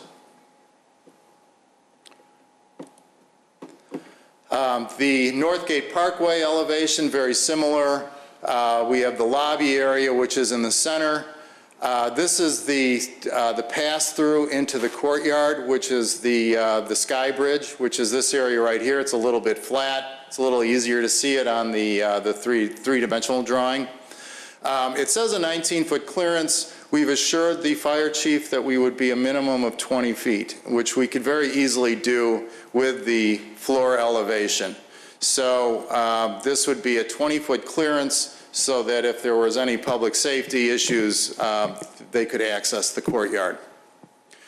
As I mentioned before, the retail is essentially 2 stories tall, so the retail space would have 23-foot ceilings, and then the additional floors to a maximum height of 57.5 feet.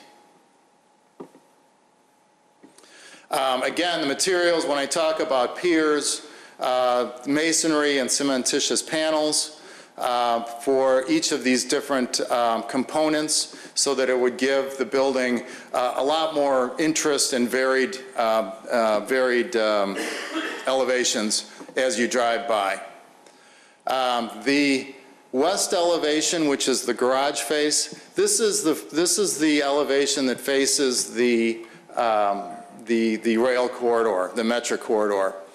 And what we've done is provided a green element by providing an irrigated planters at each floor, so that they would be planted with primarily native plantings and shrubs to both give the add to the appearance of the elevation, but also it's a little nicer appearance from the interior as well. As you're parking your car, you've got you're looking out on green.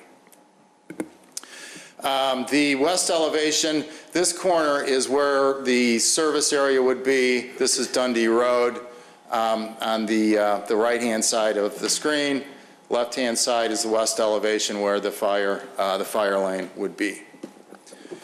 As I said, this is a pretty complex building, so if there's any questions as I go, just write them down, or however you want to do it. Normally, we let everyone speak because it is a public hearing, and so. Okay, I'm about wrapping up, and we've got a couple more slides after me, so we're getting towards the end. I much prefer the lively exchange of questions and answers, because it seems that's where things get accomplished.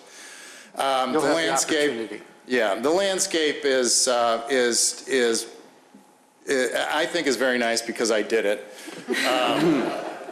But a couple of things that may come into play is what we've done here. And again, this elevation where you have the retail, it was always a question, how do we provide residential next to retail on Dundee Road? And it was a real challenge. And so by essentially recessing the residential units and providing patios that would be landscaped, you're essentially creating a much more quieter component of the Dundee corridor and for the residences along this corner.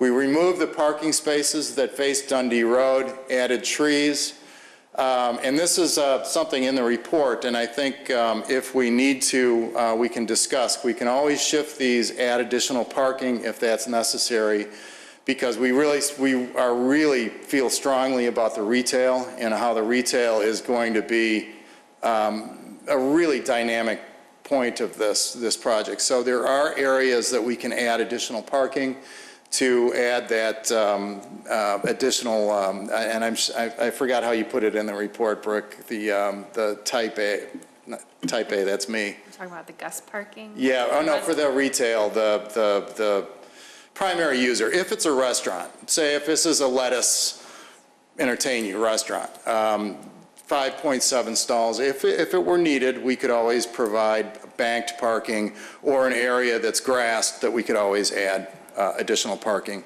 at a future date. Buffering, heavy landscaping along the north side, but along the foundation line of the building. Heavy landscape, larger, which would be ornamental trees and evergreens along the west side of the garage, and creating spaces with landscaping in the courtyard. You've got the active pool area, sun terrace and lounge. Then you've got a barbecue pavilion, which ties together, but then you've also got a passive area with shade trees and ornamental trees as well for quieter uses in the courtyard. One thing that I did miss with the retail, with this new design, we have much more area next to the retail, between the retail and the parking for outdoor cafe space if a restaurant user is interested, which we know they are. Signage. We've got 4 places for signage. What we've done is created a couple of levels. The larger primary sign would be at the corner of Dundee Road and Northgate. That would be, I think the best signage we have is the architecture of the building. But to bring the signage out to the street, we've got the primary sign at the corner of Northgate and Dundee. At our access point on Dundee Road, just to the west, we've got a secondary sign, which is up on the top of the slide, which is a smaller, but it provides a directional signage. Same thing along Northgate Parkway. We've got the entrance sign, which is really smaller and more nondescript, since the primary entrance is just to the north, which is where we would have our secondary sign. Again, with the user, our Uptown 501, and any other information that we need. So that's the essential design. Another really important component of this that you addressed in the last applicant is in civil engineering and how we're handling that.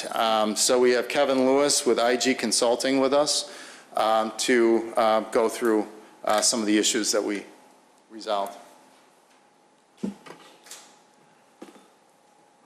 Good evening, Chairman and members of the board.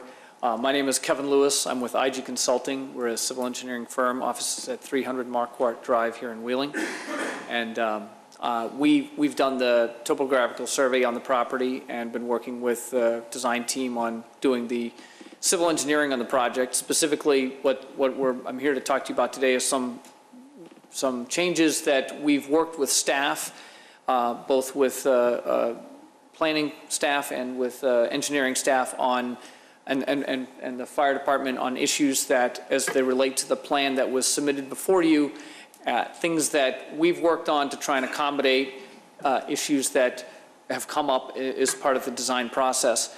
So specifically, there are 4 points which Joe had just briefly mentioned. Stormwater detention is one of them. We've proceeded with a submittal to the MWRD for conceptual review for the site. We're planning on providing stormwater management through on-site best management practices that we're going to capture the first inch of rainfall that falls on the site and treat it on-site in a basin.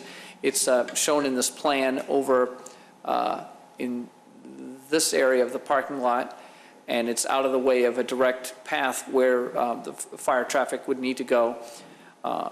It is, however, designed to withstand heavy truck loading should somebody inadvertently drive over it. The stormwater detention for the remainder of the storm would be routed through the proposed 72-inch pipe that discharges down to the Heritage Park system. It's through a stormwater credit that we've applied for.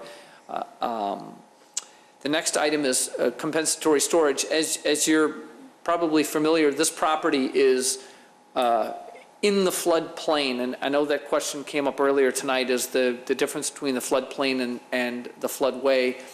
This property has got both. The floodplain, as was previously discussed, is an area that after the water leaves the overbank during a flooding event, it can pond and water can sit there, but there isn't a lot of movement of that water. It's also an area that's below the flow rate of where water is on the site in a stream condition. The area of the site does have some flooding that we've mapped out, and we've determined the volume of flooding that would be needed to be compensated for. And we've proposed both through MWRD and through village staff and through the process to purchase credits or acquire credits for that compensatory storage in the Heritage Park Basin. The floodway is a mapped area that FEMA is documented where that floodway would occur for the Wheeling drainage ditch. The map, as also was previously discussed tonight, has some errors within it, we feel, and have talked to staff and with the Illinois Department of Natural Resources as to where that floodway actually is versus where it's shown on the map.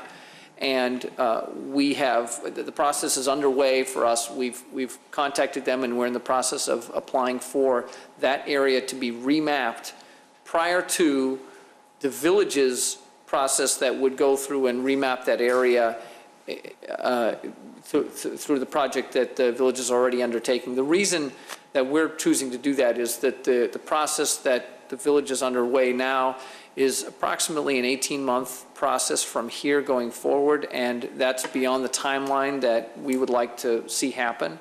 And so that we're taking it upon ourselves to remap just the area for our creek, and that's just really, we're not going to fill in any of the floodway or change the floodway itself. We're just going to correct the map to show that where the floodway actually occurs. And that's perhaps an important nuance. The final item that, from an engineering perspective, was the connection of a water main loop. The site currently has water main in Dundee Road, it has a water main in Northgate Parkway, and there's a water main that runs along this area over here between the tracks on the subject property. And the part of the requirements that we've been asked to address, and this came up as initial comments from staff, was to provide a loop of the water main, connecting the water main. What we've worked with the fire chief and his staff to determine that and Public Works and the engineering department to propose to connect the water main across the north side of the site from Northgate Parkway, north of the fire access lane, and to connect into the existing water main, the 8-inch water main that's on, call it the railroad west side of the site. So we would propose to install an 8-inch water main. It's not shown in the engineering plans, but we want to hit you with it right away, let you know that we're in agreement to proceed with doing that and take responsibility for the water main that's on the subject property. So that concludes my technical presentation. I believe there's another slide coming up after me.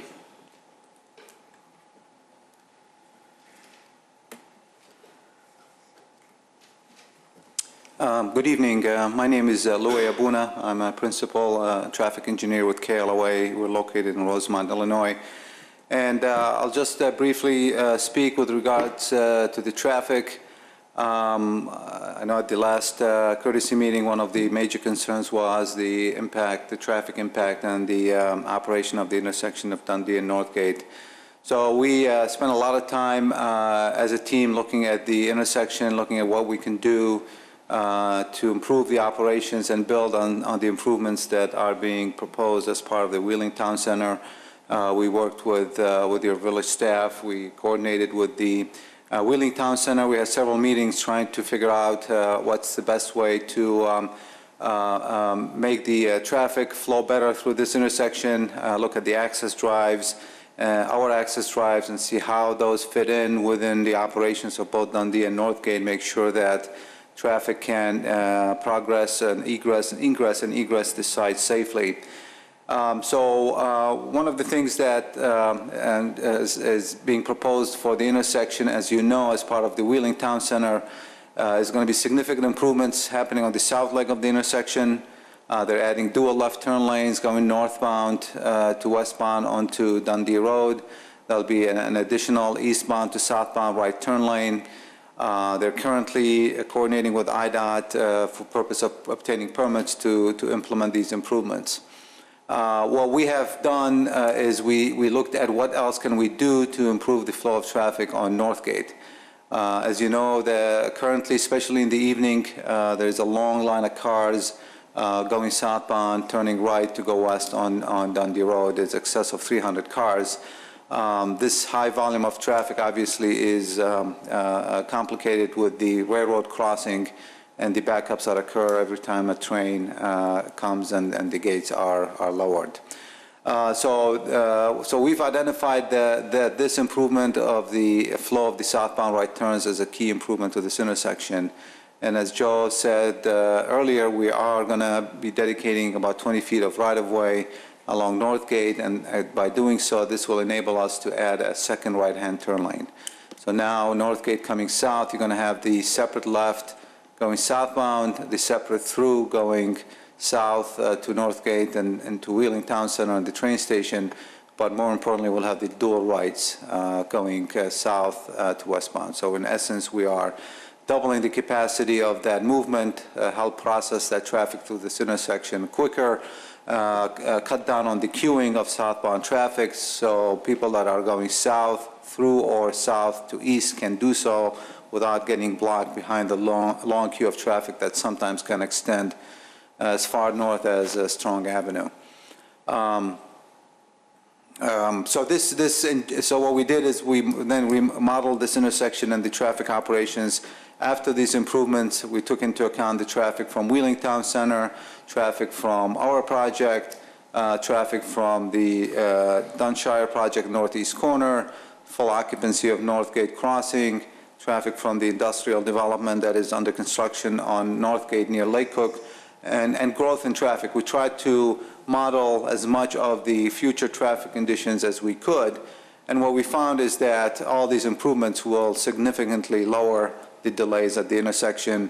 It will cut down the queuing of traffic on Northgate by 800 feet. It's a significant number, but it's going to reduce it considerably. It's going to improve the level of service from F at Northgate Parkway to D, which is a much better improved level of service than currently exists.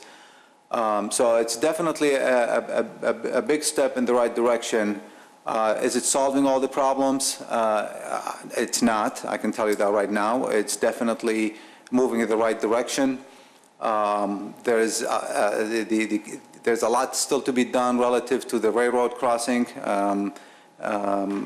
When the train comes and the gates are down for 2 to 3 minutes, which happens every time there's a train coming outbound. It takes a long time for the traffic on Dundee to go back to normal. These improvements that we're doing together with what IDOT did at McHenry Road, adding that westbound right turn lane, will help the Dundee Road traffic recover a lot quicker. So we think it's a step in the right direction. We are adding a right turn lane on Dundee Road at our right in, right out. So this is also another significant improvement. So it will allow our traffic that is entering this site to do so without blocking the through traffic on Dundee Road. We recognize that this location is key for providing access to our site, but we also recognize that anything more than right in, right out is not realistic, nor it's safe. So this is what we're proposing at this location. Similarly, on Northgate Parkway, this access drive, perhaps in previous iterations, was shown as full movement. Our recommendation is to make this also right in, right out because of its proximity to the signal at Dundee. And finally, our northerly access, we try to locate that as far north as possible from Dundee to provide adequate stacking. We are providing adequate distance and stacking for the southbound left turns, as well as a northbound left turn lane pocket. So again, we are providing a safe maneuver for our traffic into the site while allowing northbound traffic on Northgate to continue north without being blocked. And that gives the opportunity for a southbound left turn for the future access to this parcel when it gets developed. So we have a nice four-way intersection that can provide safe access for both developments without impeding the traffic on North Gate. Coming out, we'll have 2 lanes under stop sign control. Again, every movement coming out of the site will be under stop sign control. So overall, we believe we've come up with a traffic plan that's not only beneficial for development, but also conducive to the flow of traffic through the area. And I think with that, I conclude my presentation. Do we have any closing comments, or are we done? Well, I think that's the end of our formal presentation, and we'll open it up for questions. And we will get there. But one of the, and I was not here for the concept review, the commission at that time asked for the market study, and I know you went over that. Could you go over that in detail, a little bit more in detail?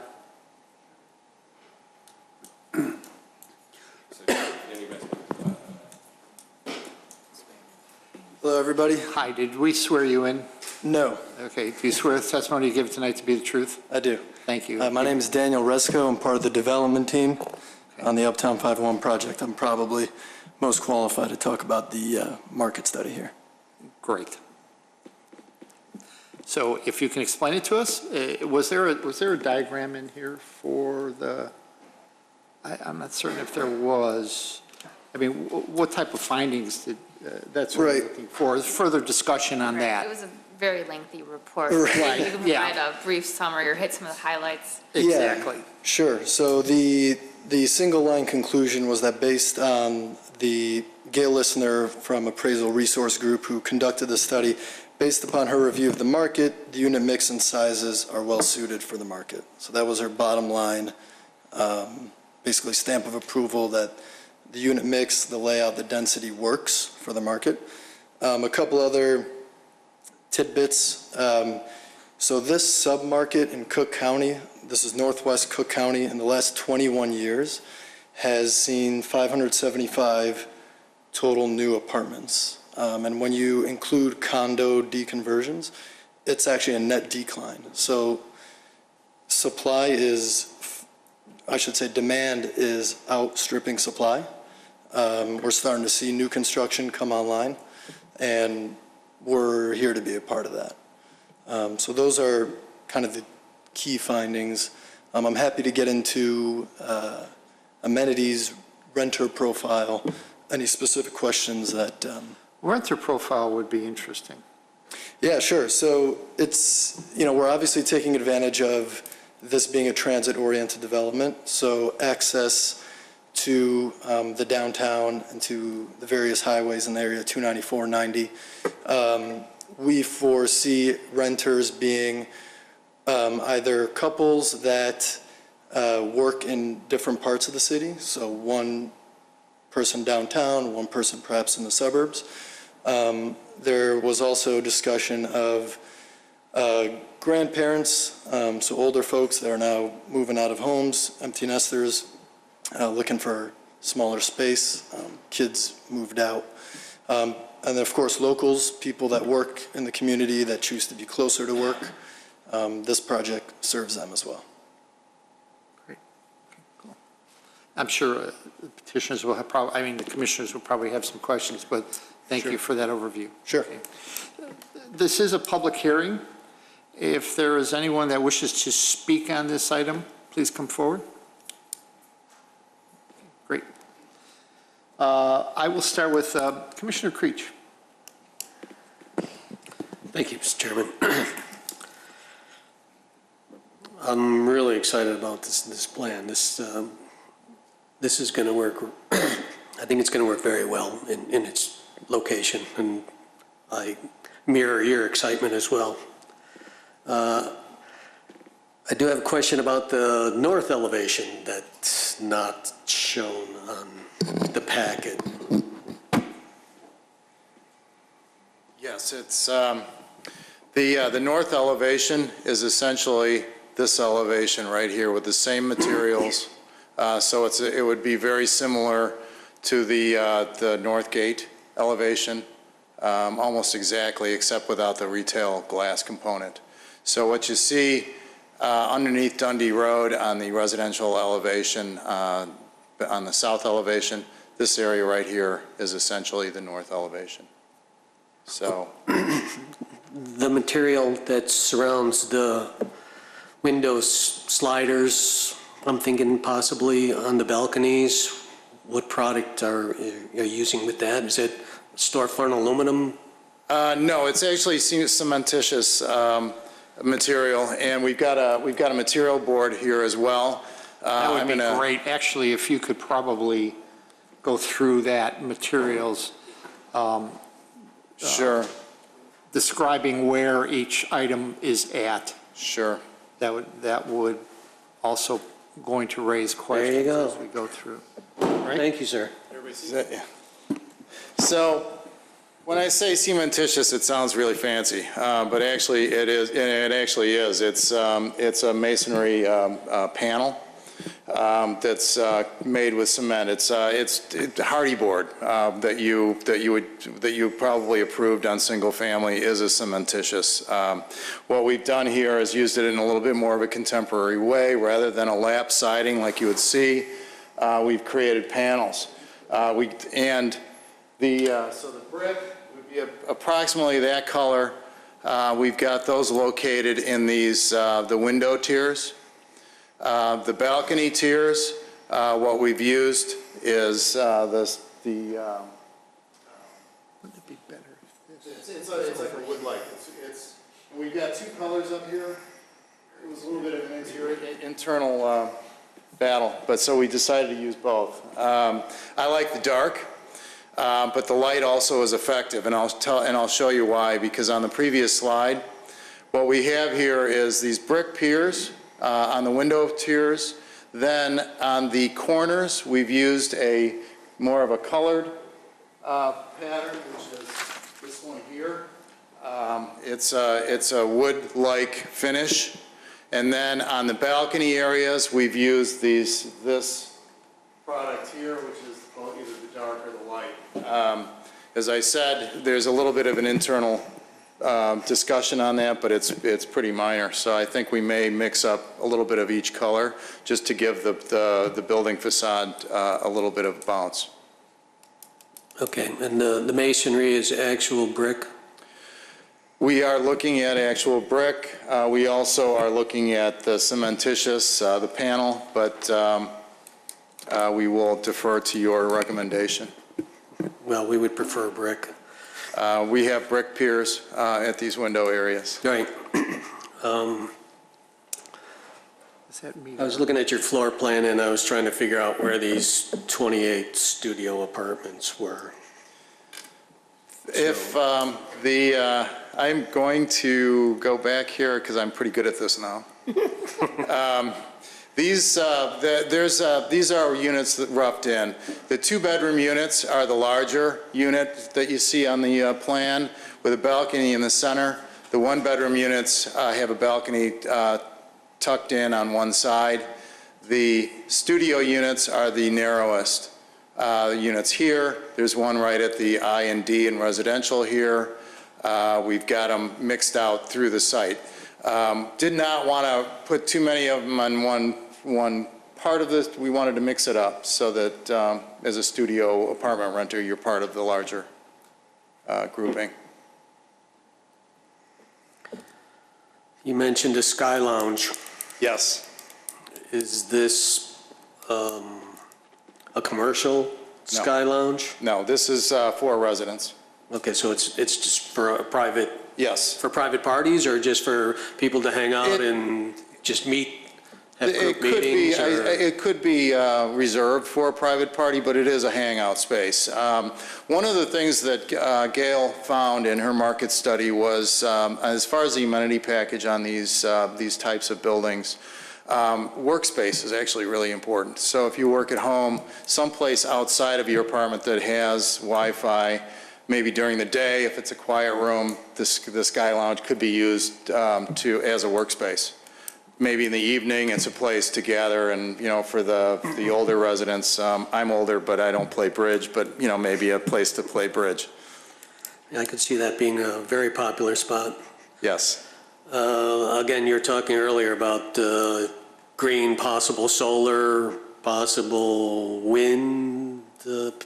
We're looking at all those alternatives right now, and what's really fascinating and about this project and the team is from the very beginning, this is what we're incorporating.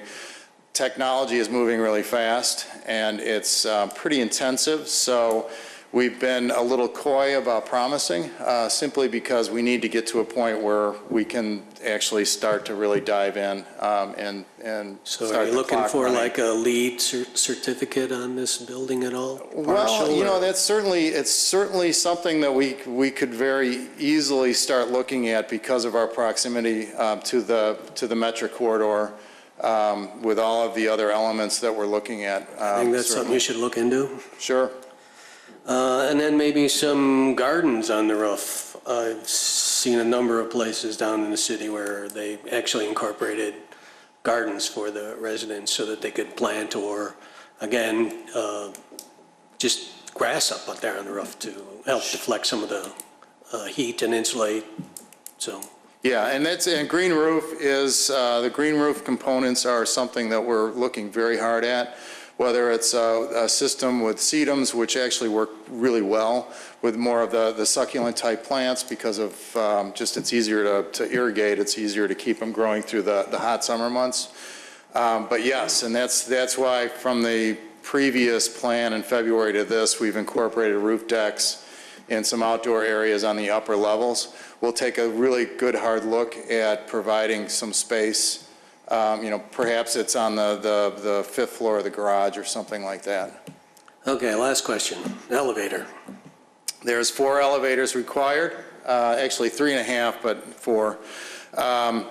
There'd be a gang of 2 at the lobby and a gang of 2 at the southeast corner of the garage.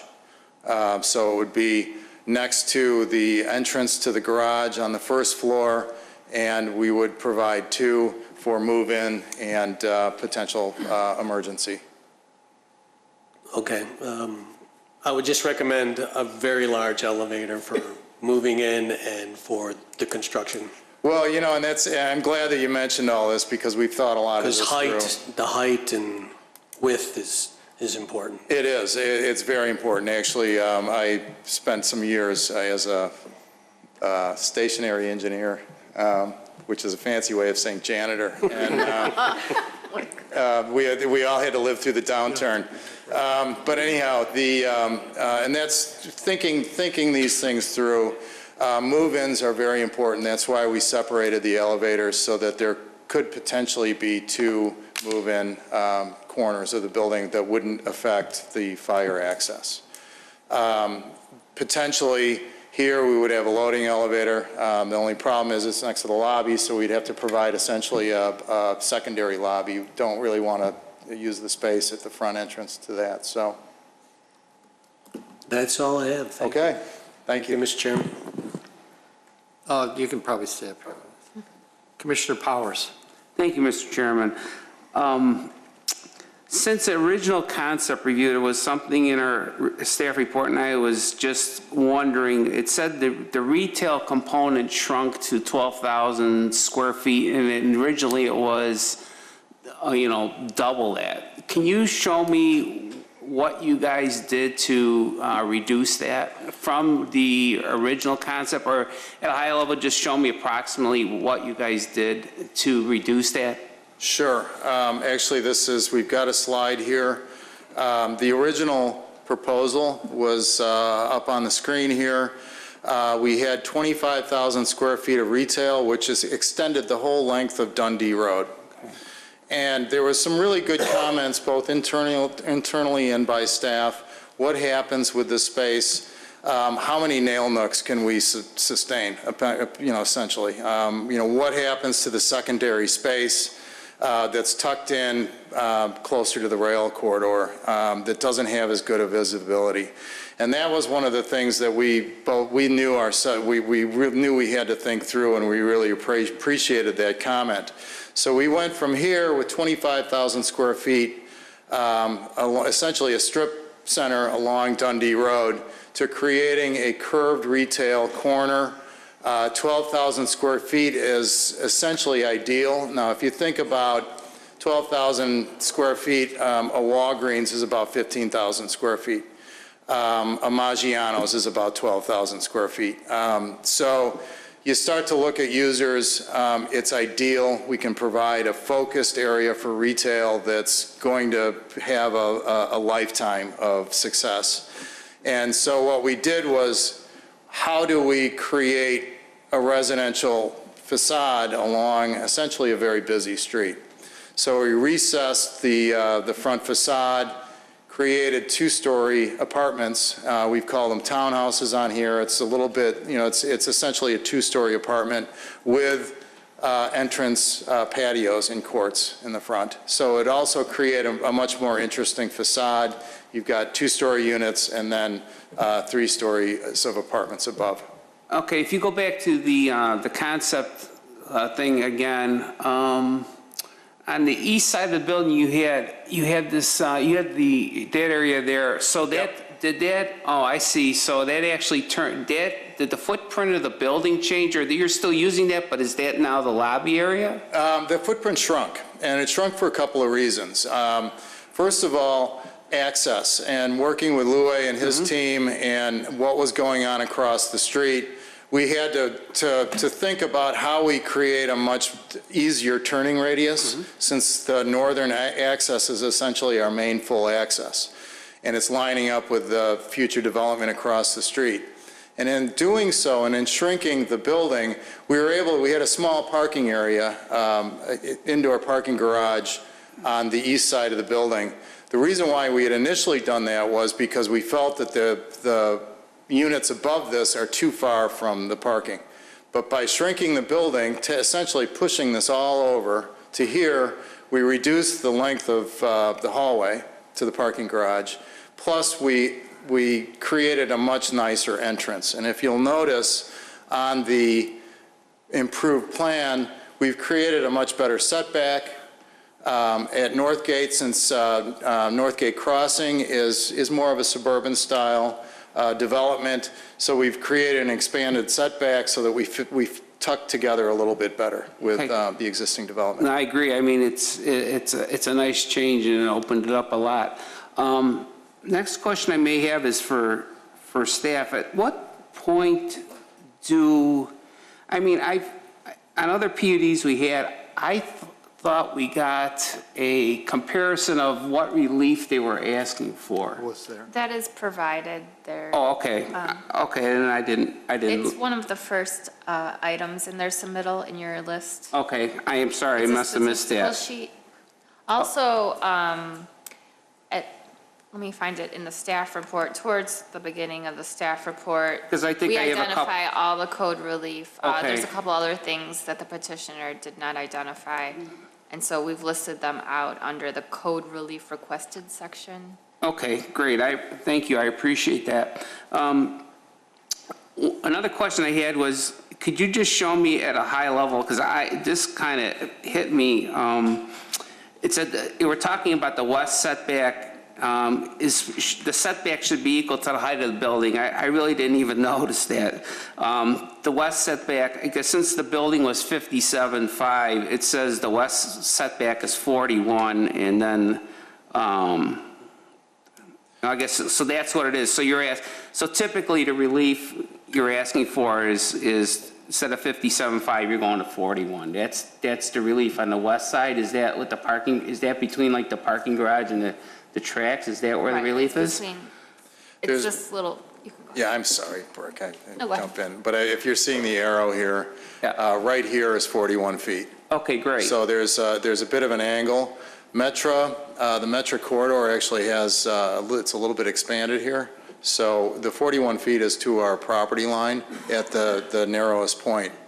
Up here, we're at about, I think, 90 feet. Okay, so that's great. I appreciate that. Can you go through, I guess I'm confused a little bit about the parking, the ratios that were given to us. It says, I'm seeing like 5.4 per thousand on the sheet we're given, and then I see another figure, 5.7 per thousand. Can you just review that for me so I kind of have an understanding, because I'm a little bit confused about that. Yeah, and I really truly apologize, and thank you for catching that. Part of that was from the original, we used the original discussion when we didn't rewrite the whole thing. No, that's Took fine. it and used it as a template, and that kind of hung through the 5.4. We're at 5.7 stalls per 1,000. So we're above the 5.5 required. Now, the part that is alluded to in part of the staff report is, and this is where I was trying to figure out what the term was, because it was a really good one, because it's prime retail. We're viewing this as prime retail, and so we want to make sure that it's prime retail, and that if we need to increase or provide additional parking or guest parking in the garage, we can do that. That kind of was my next question. It said guest parking set aside of additional stalls in the garage, 37 to go to 47. Where is that? I assume, is that on the first floor somewhere? Well, we could provide it anywhere in there. And what's the beauty of the design of this type of a garage with this type of a building is that a resident can drive into the garage, drive up to the floor that they live on, and have a parking spot close by on the same floor, not have to use stairs and everything for groceries or what have you. So wherever that works, we can provide guest parking per floor. If there's a need, if you're on the 5th floor and your mom's coming over, there might be a need for 1 or 2 guest spots on the 5th floor of the garage. Where I think we can work closely, and as we get into if we're allowed to move forward with this and get into the minutia and the detailed design, we could potentially provide additional parking spots for the retail that could be provided. If it's a restaurant, it could be a valet type of service that would enter the garage. Okay. So there's a lot of flexibility in how this is designed. You mentioned if you needed more space for the retail, I know we talked about possibly the garage, but you also did mention about land banking spaces. Where can you show me on here where you would intend, if needed, to put the additional parking in? Sure. We'd be able to get about 18 additional spots right here on the south end, just above where it says Dundee of Dundee Road. We've taken those parking spots out to essentially create a more residential feel there. But this is an urban corridor. It's an urban style building. We could, I think with creativity, shift those trees a little bit south, provide additional parking spaces. Okay. That would be kind of ideal for any restaurant or retail use. Great. Of course, at final PUD, I would like to see an irrigation plan of like what spots on the site are going to be irrigated. It sounds to me like you guys have gone through it thoroughly. The planter boxes on the garage you say are irrigated. That's kind of impressive. Can you talk a little bit about, in staff review, it mentioned stormwater will be collected from building roofs, treated and reused for irrigation. How does that happen at a high level? Because that's pretty clever. I don't think I've ever heard of that before. I understand you must collect it into a central space and then, create some kind of pressure to use it or something. I don't know, how are you using the water? I mean, it's under pressure, or are you gonna use it for something else? How does that work? It's actually pretty simple, and what you do is you provide an area for some type of a barrel system, and when I say barrel, this is a much larger, almost like what you see on the back of a water truck, where say the garage goes, and then it filters out. There's a pump that will then draw the water out for the irrigation. When the engineer was talking in the southeast corner, I think we were talking about water retention, detention, or whatever. Is possibility of water collecting in that area. Was a statement made that is there going to be underwater storage to hold the water in there, or is I don't know, how is that going to happen? Because I'm trying to figure out, it seemed like the southeast portion was mentioned. I'm just trying to figure out what was happening with the water in there. Were you retaining it and then dispersing it? How is that working? You're correct. Over in this area, mouse, right over here is basically the lower portion of the site. If you can envision the general flow of the land is water is flowing in from a west to east direction, and generally this is where the direction water is flowing even from north to south. But where the water goes, if it isn't reused or absorbed by the ground, is it's going to continue. We're going to collect our water, and then part of our plan is to propose to install a pipe that would cross Northgate Parkway and then connect into, it's just off screen over here, into a storm system, a 72-inch pipe that the village is in the process of installing. So we're going to collect all of the water that flows on our site. Underground? And it's going to flow over the surface into storm basins, and then it would end up in this area over here and then flow through a pipe underground. So the detention component that we're going to hold is, if you can envision an inch of rain falls across that site, we were going to have a chamber, a vault, a tank, something of that nature in the low area of the site, which would be in that where the southeast corner of the site, where that water would collect. That's the natural flow, and then from there it would have a restricted release. It's going to have to go through a smaller pipe to be able to leave the site. Because you did also mention that there was a concern, which you don't have anymore, about trucks going over that area and stuff like that, potentially, and I assume damaging it, or you need to make sure that it's reinforced. I assume you're going to go ahead and do that, right? Correct. The standard practice is to design any sort of vault of that nature, a tank, a chamber system, to have what's called HS-20 loading, which is the loading that would be suitable for a semi-truck to drive over. And that would be the case. The fire department had raised an issue is we want to know where it is so we don't put our outrigger trucks on it unnecessarily, so that it can be out of the way. It's not where they're going to drive, and accordingly it's not in the path that a fire vehicle would need to drive or would naturally drive. Let's see. Again, just to review, can we go over, just so I understand, is there a separate service area for residential versus retail, like for garbage removal? Can you explain to me, because I know right behind the retail, look like there was a drive, you say this is for residential, but on the southwest corner of the parking garage, it looks like that was, it seemed like you made two separate distinctions. So could you just go over that again? Yes, actually, pretty well thought through at this point. The service area that you see on the southwest corner of the garage, that would be the residential trash removal, potentially move-in space. With the bank of elevators just above where it says townhomes, garage trash chutes, the maintenance people would be able to wheel the containers out to the garbage truck that could then easily move through the site.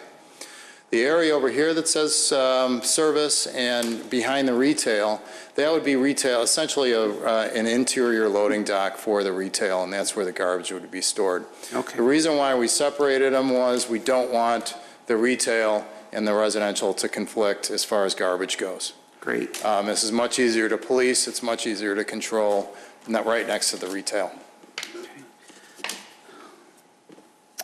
I guess this may be for fire department or engineering. There was in the staff review again, the fire lane on the north side of the property, there was a mention about the fire lane transition to the drainage ditch. It says it's the application's intention to not install remaining walls unless necessary. Could somebody explain that to me? Yes.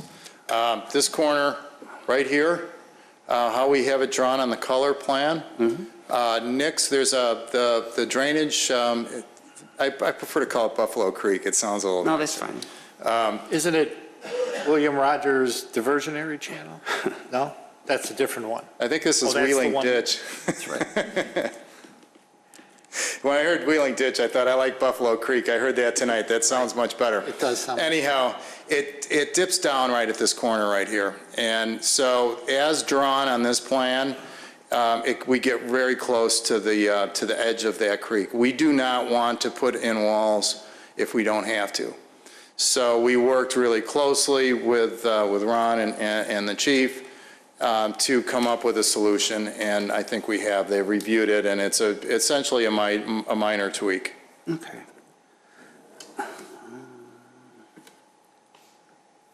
Bike parking, where do you guys, what do you guys propose for that? In the garage. In the garage? Yes, and that's how it is typically done in these type of buildings. You can have essentially a bike lock or bike locking area on each floor so that you have them close to the residents.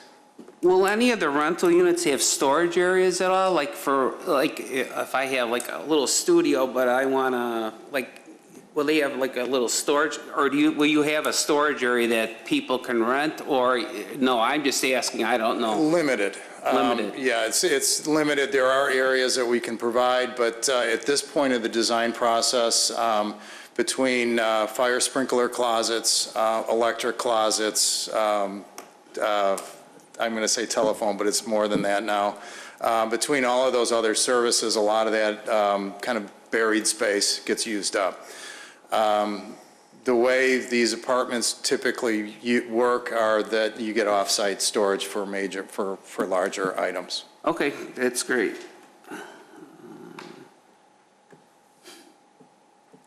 Have you guys thought about snow removal at all? Not in detail, but since we all live here, it's always in the back of our minds as we go. And yes, particularly talking through with Chief as well, making sure that the north is clear, making sure that it's wide enough so that it's always clear. Areas, I think we've got plenty of areas for typical snowfall within the parking area, the surface parking area.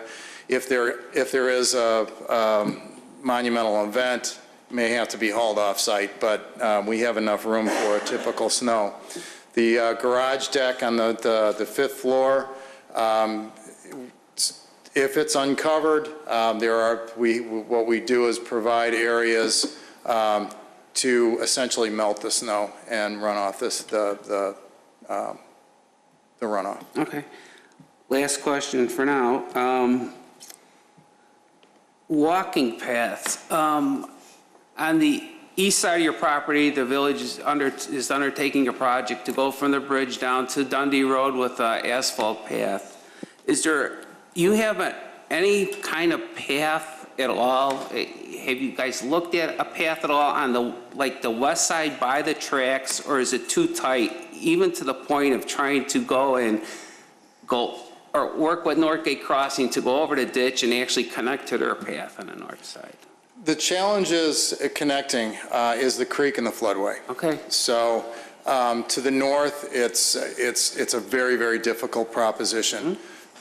We are providing the fire access, which would be limited to only fire trucks, vehicular trucks, fire trucks. We're looking at that as essentially a walking path and providing amenities along the way, perhaps a bench halfway and trash cans. Okay. I do have one more thing I just want to comment. The traffic study was really thorough. It was kind of interesting to see about the planning for the two right lanes, and you're giving up the space to make that happen. I hope I see that, because I really do believe that will offer a lot of relief, and you guys seem to have did a lot of work on just the flow and the look of the building. I'm really excited to see this go. Thank you. So that's it. Thank you. Commissioner Torban. Well, between Jeff and Steve, they didn't leave me a whole lot. Next time I'll ask you first. That's perfectly fine. No, I know. I do have a question about the unit size. And I'm noticing that it's saying the studio is 550. And I understand that, where our code is 675. But then when I looked at the marketing study, it said 619. So I'm kind of like, I would like to see that studio size increased. I mean, based on the information that we have. Okay, in the market study, Right. under convertible, I think we've got 550. Thank you, Danny. Yeah. Yeah, Did this, I read it wrong? you may have, let me, yeah, this is the, so this is the unit mix that was provided. I know what you're saying here. I'm not referring to that. I'm referring to page 11 of the study, Okay, let's go there. because that I saw. Okay, I'm with you on page 11. Okay, so now look at the studio. What page of the packet is that, Pam? It's like 107. Okay. Yeah, our page is Right. 107. Okay, thanks. Yeah, so the chart that you're referring to Yes. is a competitive analysis of the market. So the average studio size in our market is 619 square feet. Right, well, So- that's what I'm saying. There's the difference between the 550 and the 619. So I'm just wondering if there's a way of you increasing the size of those, you said 4? Yeah, there's actually 28, and Danny, I'm going to step in here Yeah, in sure. a second here. What we did with the design and what you see and how we came up with this matrix, there's a format that we use as far as unit depth, and it's typically 32 feet because just how the operations of the unit are. Excuse me, can you please speak? Oh, sure. Sorry. The typical operations of a typical two-bedroom or a one-bedroom, we found that in all the projects that we've done like this, the Reserve in Glenview and others, 32 feet is like the magic number for a depth. So what we did in this scenario, and what we're trying to do is hit a target based on just internal knowledge of the team, that a typical studio is, they're getting smaller. Somebody who wants to rent a studio apartment typically doesn't want a one-bedroom. They don't need a one-bedroom. 550 feet is kind of what the market is demanding right now. So to get to that 550 feet and these little studio units, we provided a pretty generous balcony. So because of that 32-foot depth. What we'll do is take a look, and if you're looking for a little bit larger unit, we can take a look at all the data that we have and the information that we have and see if that can fit. I think we can increase the size a little bit if everybody lines up and everything works without affecting the design of the building. So I think it's a good observation that the average is 619. We're seeing units get smaller, but we can certainly put our heads together and take a look at that number. Thank you. I guess I'm just kind of giggling. I've got 3,000 square feet and I'm all by myself, right? You know, but you're not paying the rents that we're going to be charging for a one-bedroom. So that's also one of the things, and that's why we're seeing the market change with millennials and some of the younger buyers that are demanding a bigger amenity package, which we're providing. They're really needing less space. I am very curious. I don't want you to go away because I am very curious about the plantings that you said at the garage level. Yes. I'm really fascinated by that. So could you expand on how that works? Sure. These the key to these working well is the size of the planter. So they'd be integrated and designed into the structure of the parking garage. So they're essentially like a very large window box. Additional depth, you want to provide the amount of space for the roots to be protected in the winter and also in the summertime when it gets really hot. So it's actually, you see them at O'Hare and at Midway and some of their remote parking garages. The ones at Midway have been working really well. I planted them. You're really proud of yourself, aren't you? I am. Actually, you know, in some cases, actually, I have to really toot my own horn because nobody else does. But in that case, the garages on the, they're on the east side of Midway Field. Those are planted with red twig dogwoods, daylilies, kind of pedestrian level plants, the kind of plants that you would kind of see at a McDonald's or something like that. But those are the ones that are the strongest and most robust. So those kinds of plants will actually survive over the winter? Yes. And then are there other plants that you remove and put in?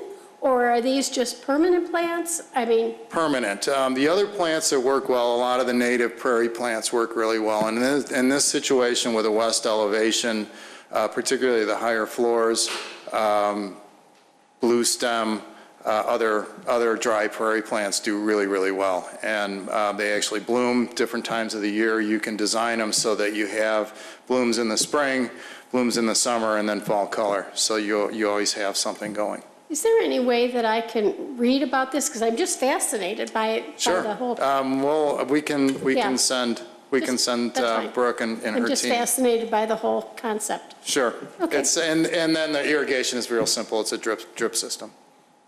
That's all I have. Thank you. Commissioner Blanova. Don't have much. It's a beautiful building, definitely has a character, but I wonder if that little pool will ever see the sunlight. I think that it's all enclosed inside and it's going to be too dark because it's a tall building. The pool? Mm-hmm. Yeah, good point.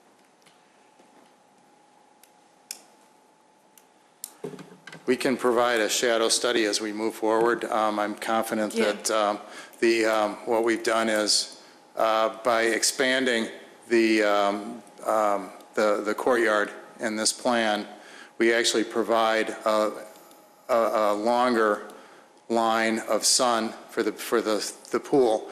And I'll explain here as I get back one more.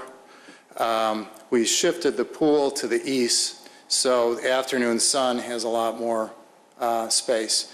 As the sun moves farther northwest, that's later in the season. So September, there'll probably be some shadow.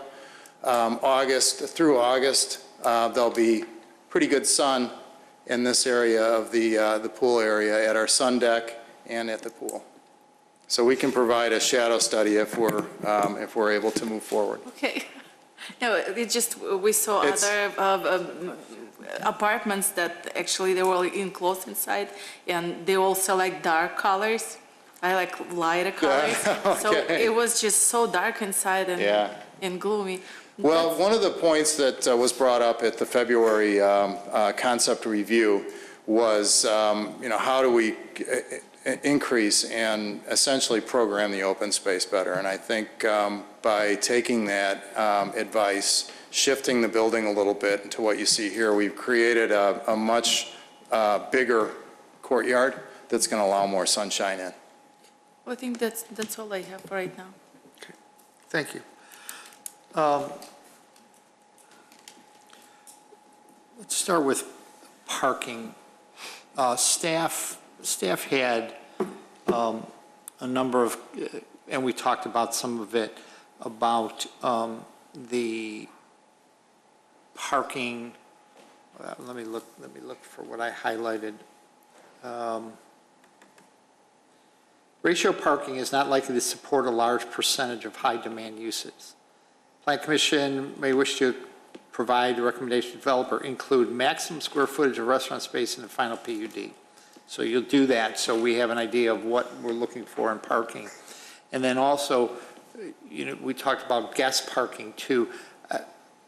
We would like to see that as where it's going to be designated on the floors and that we do have that designated instead of saying, yeah, we think we're going to do it. let's get that designated in, in the plans that we have.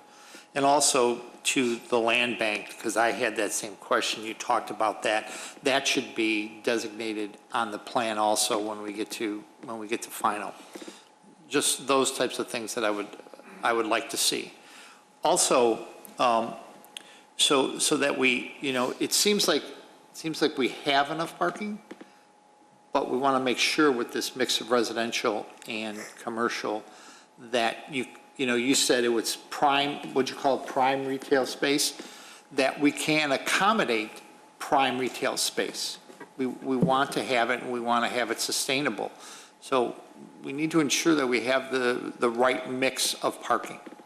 So, If you don't mind my addressing one aspect of that, we didn't want to be presumptuous to begin talking about the proposed motion that was in your packet in the staff report relating to the potential limitation on a restaurant use as it relates to the parking. But since you've brought it up and Joe's alluded to it a couple of times throughout his presentation, if possible, we would like to remove that from your motion if you decide to make a motion to recommend approval tonight, because one of the types of retail that our study has shown might be most successful in that space and that we've been sort of targeting in our minds as a potential ideal tenant is a large restaurant use, like a Let Us Entertain You type of restaurant or a Maggiano's. And at this stage, putting a limitation on the amount of space that could be used for that type of purpose could inhibit our efforts to get a strong retail tenant that would make the development successful. We understand your concern about being able to accommodate parking for all those types of uses, and we think, as Joe mentioned, that there are other ways to address those parking concerns, in part through adding additional parking in the places that Joe indicated earlier, perhaps providing valet service if there is, a single large restaurant use occupying the entire retail space. It's very common in suburban developments of this type to have valet parking that could help address and alleviate some of the types of concerns that were raised in the staff report and that you just expressed. But we'd like not to cut that off as a possibility prematurely. We'd like to be able to explore that possibility so that we can have a successful retail development there.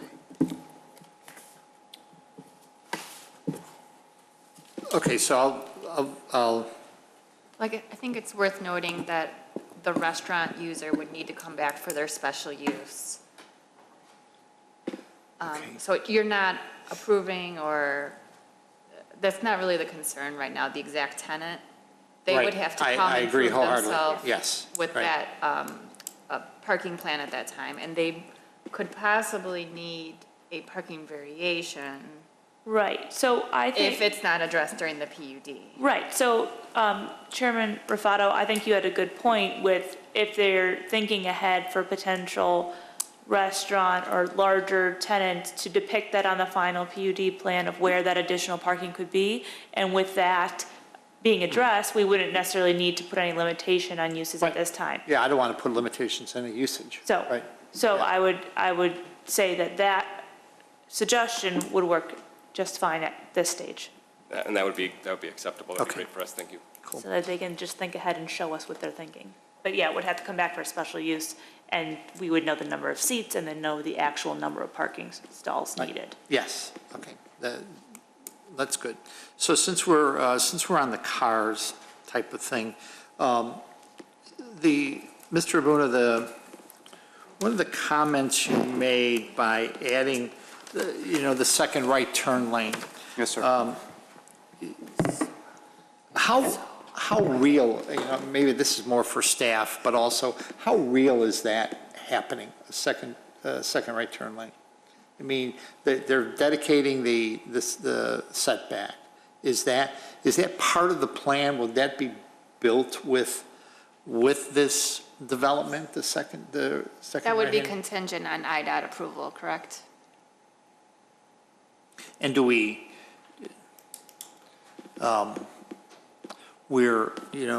as you said, Mr. Abuna, you said there would be significant improvement if we added that. So, Mr. Tech, what are the chances of that happening? I mean, Well, I think we have had some discussions, preliminary discussions with IDOT about this, with the WTC, the Wheeling Town Center, and they are they're going to be more than receptive to dual rights there. I don't think there's any question about that. Yeah, I mean, IDOT will not object to this improvement. Right, Particularly since they're not going to be But you paying never for know the it. government, you know? You just never know. So I'm just wondering, Yeah, well, if the chances are good, then that's the what I'm chances are looking very for. good, and I'll tell you why, because in IDOT's initial review of the design that has been submitted as part of the Wheeling Town Center, they asked about the possibility of providing the dual right turn lanes. So, you know, they would prefer to see it. They understood with the WTC plans that was not possible because of the lack of right-of-way.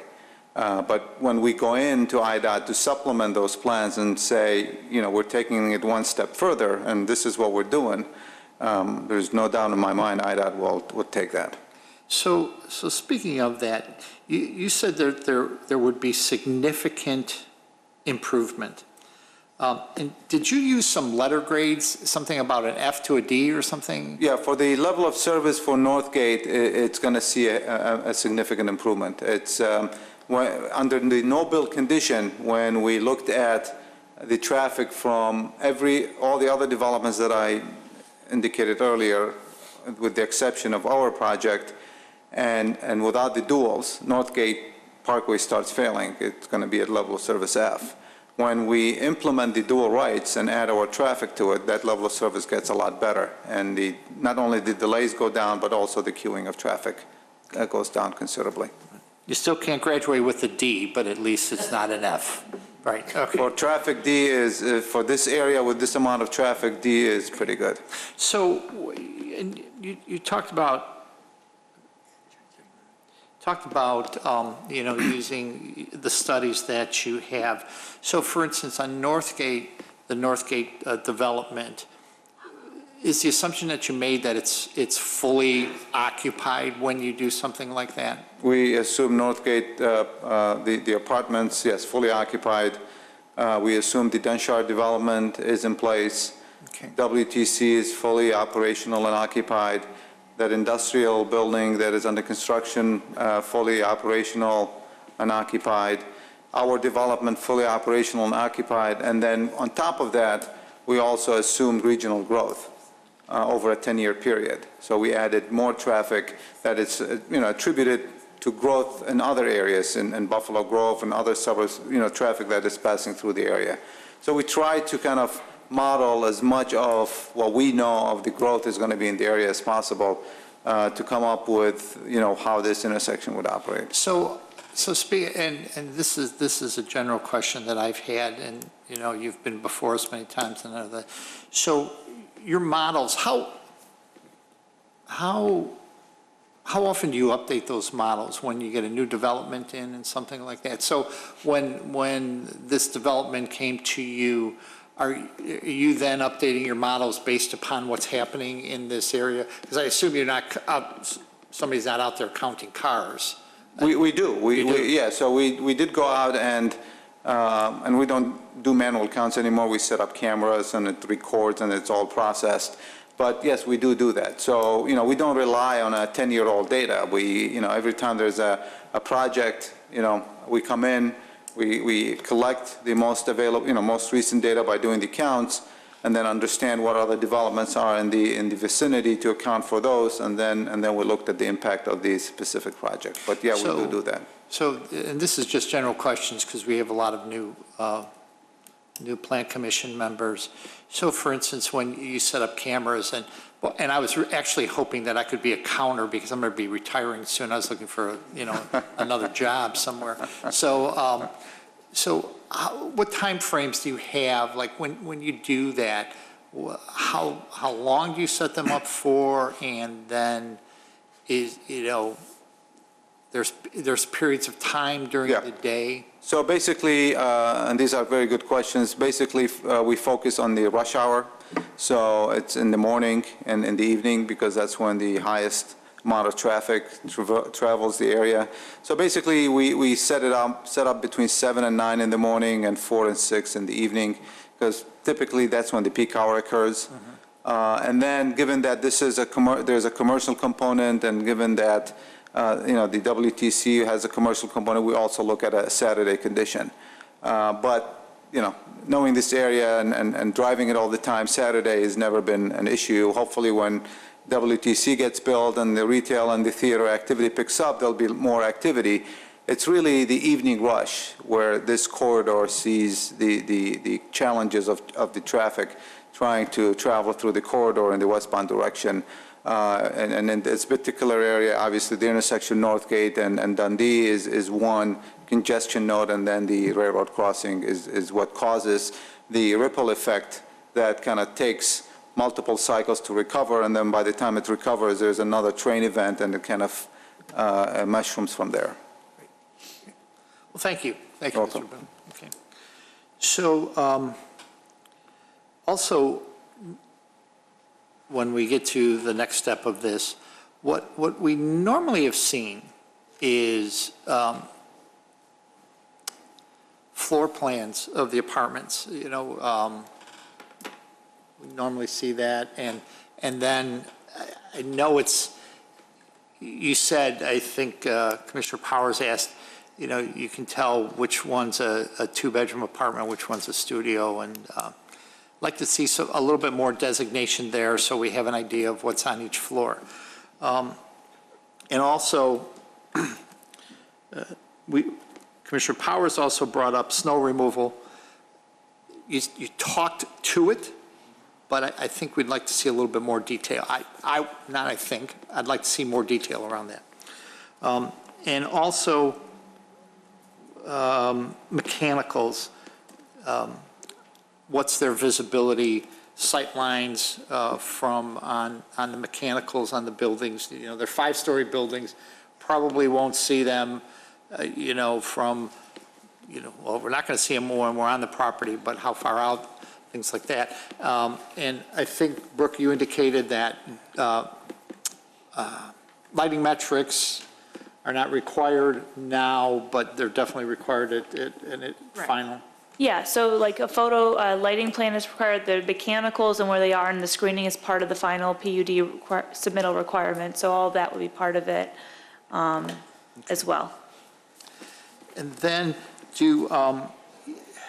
and Commissioner Dorban talked about the landscaping, which is great, and I do want to tell you I had it as one of the items that, even before you brought it up, the west elevation of the parking and the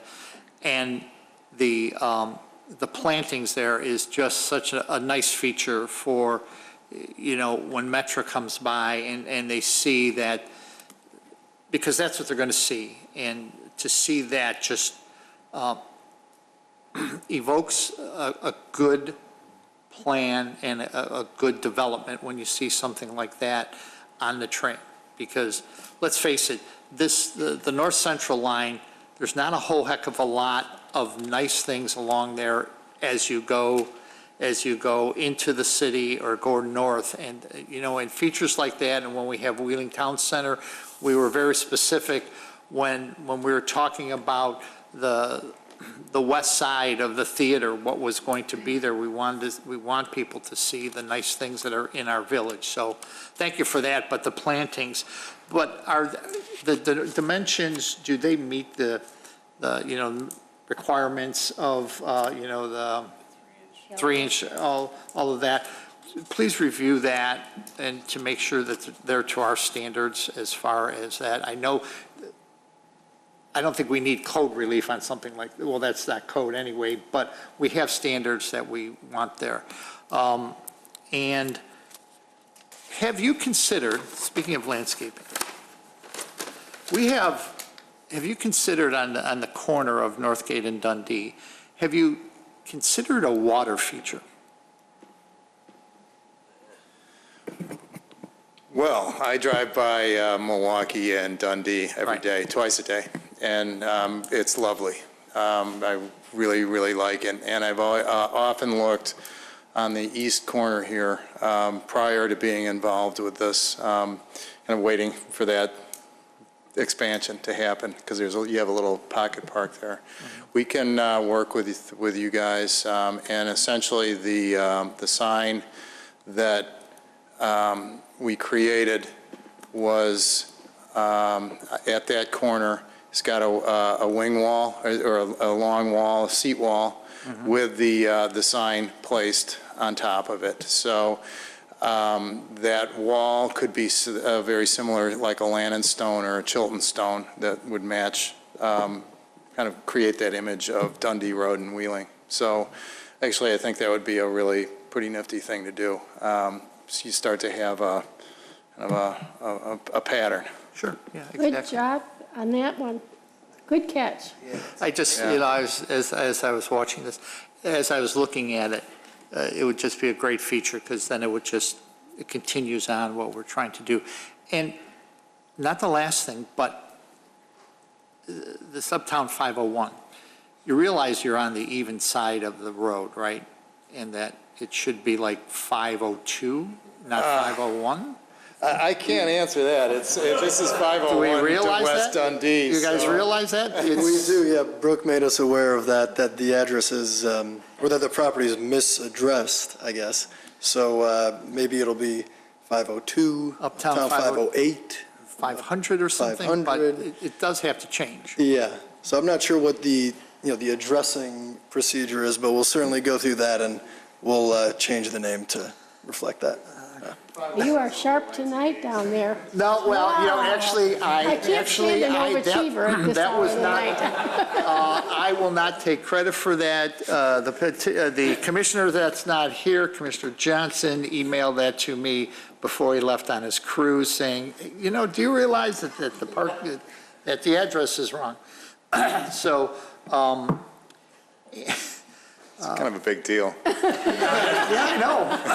I know it's kind of a big deal, but, you know, we Sorry can't. about that. We can't Well, change, you know. Yeah. We'd like to relocate stuff on that side to make it the odd side, but it's not going to happen. It's not going to be Uptown 501. Right, okay. Yeah, it's got to be something I won't take credit for that. And then also, just to ensure that, wait, there was one other thing, floor plan. And in the final, we need to see the north elevation. Okay.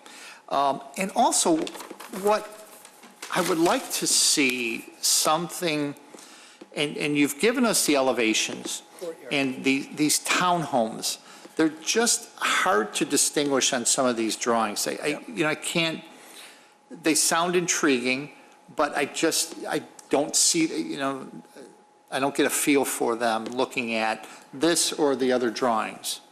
So I'd like to see that, you know, something specific. And, you know, we had the materials, and I saw the materials, but none of the depictions it doesn't resonate with me. None of the drawings that you have resonate with me. And something that really shows, you know, you've got a great looking building and you have that color drawing of the corner, but we need it all around too, you know. And Commissioner Powers brought up a point about, you know, the fire access and walking paths. We were at Northgate 2 weeks ago, and the chief was there with a couple of the firefighters, and they're showing us how, you know, when they're on there, you know, how they expand out the legs and they're in the grass. So is this 20 feet? Is that? Yeah, 20 feet is a code requirement. Okay. In the previous code, it was 12 feet of paved and 6 feet of green space on either side, where the outriggers basically were setting up on the green space. So the 20 feet would be sufficient. Yeah. So one of the things, now granted, this is not a big area, but one of the things that we all noticed when we were at Northgate is that fire access actually turned into a feature for the complex. You know, So even just having a little line through there saying, hey, bikes on one side, walking on the other, or something like that would be advantageous, because then you've got something that you could, it's fire access, it's definitely needed. And, you know, when a fire truck comes, they're going to know to move, but, you know, when they're not there, they can use it as a feature of the, why not, you know?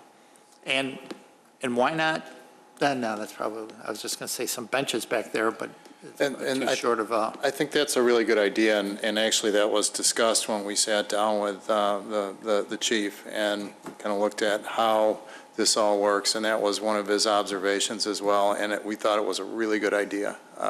And we could provide benches. We already have a dog wash station up at the dog park, so it really becomes a larger activity area. And to that, Ron or John, do you have any other concerns on your part, Mr. Tech? No, we met with the petitioner and spent a considerable amount of time and hashed out most of the ideas or the issues that we had. Okay, and a lot of them will be addressed at final, so, okay.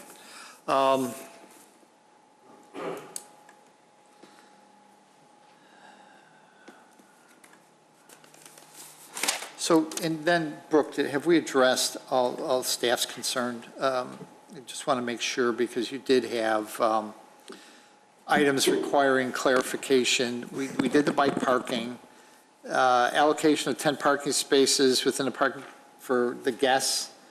And I think I stated that we wanted to ensure that we had that designated, not sort of, yeah, we'll think about it.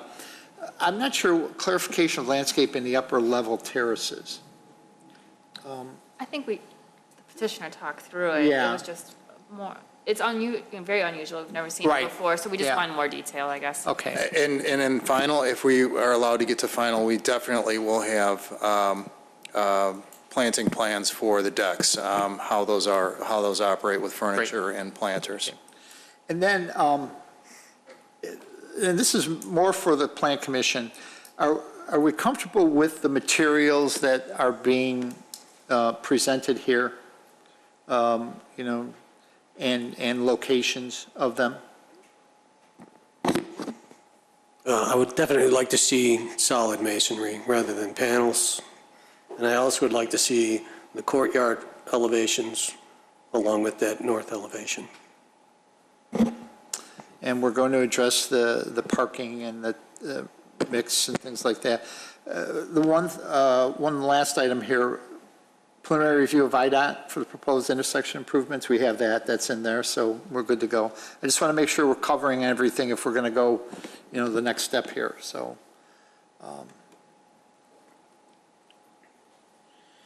Mr. Chairman, I got one more thing. Sure.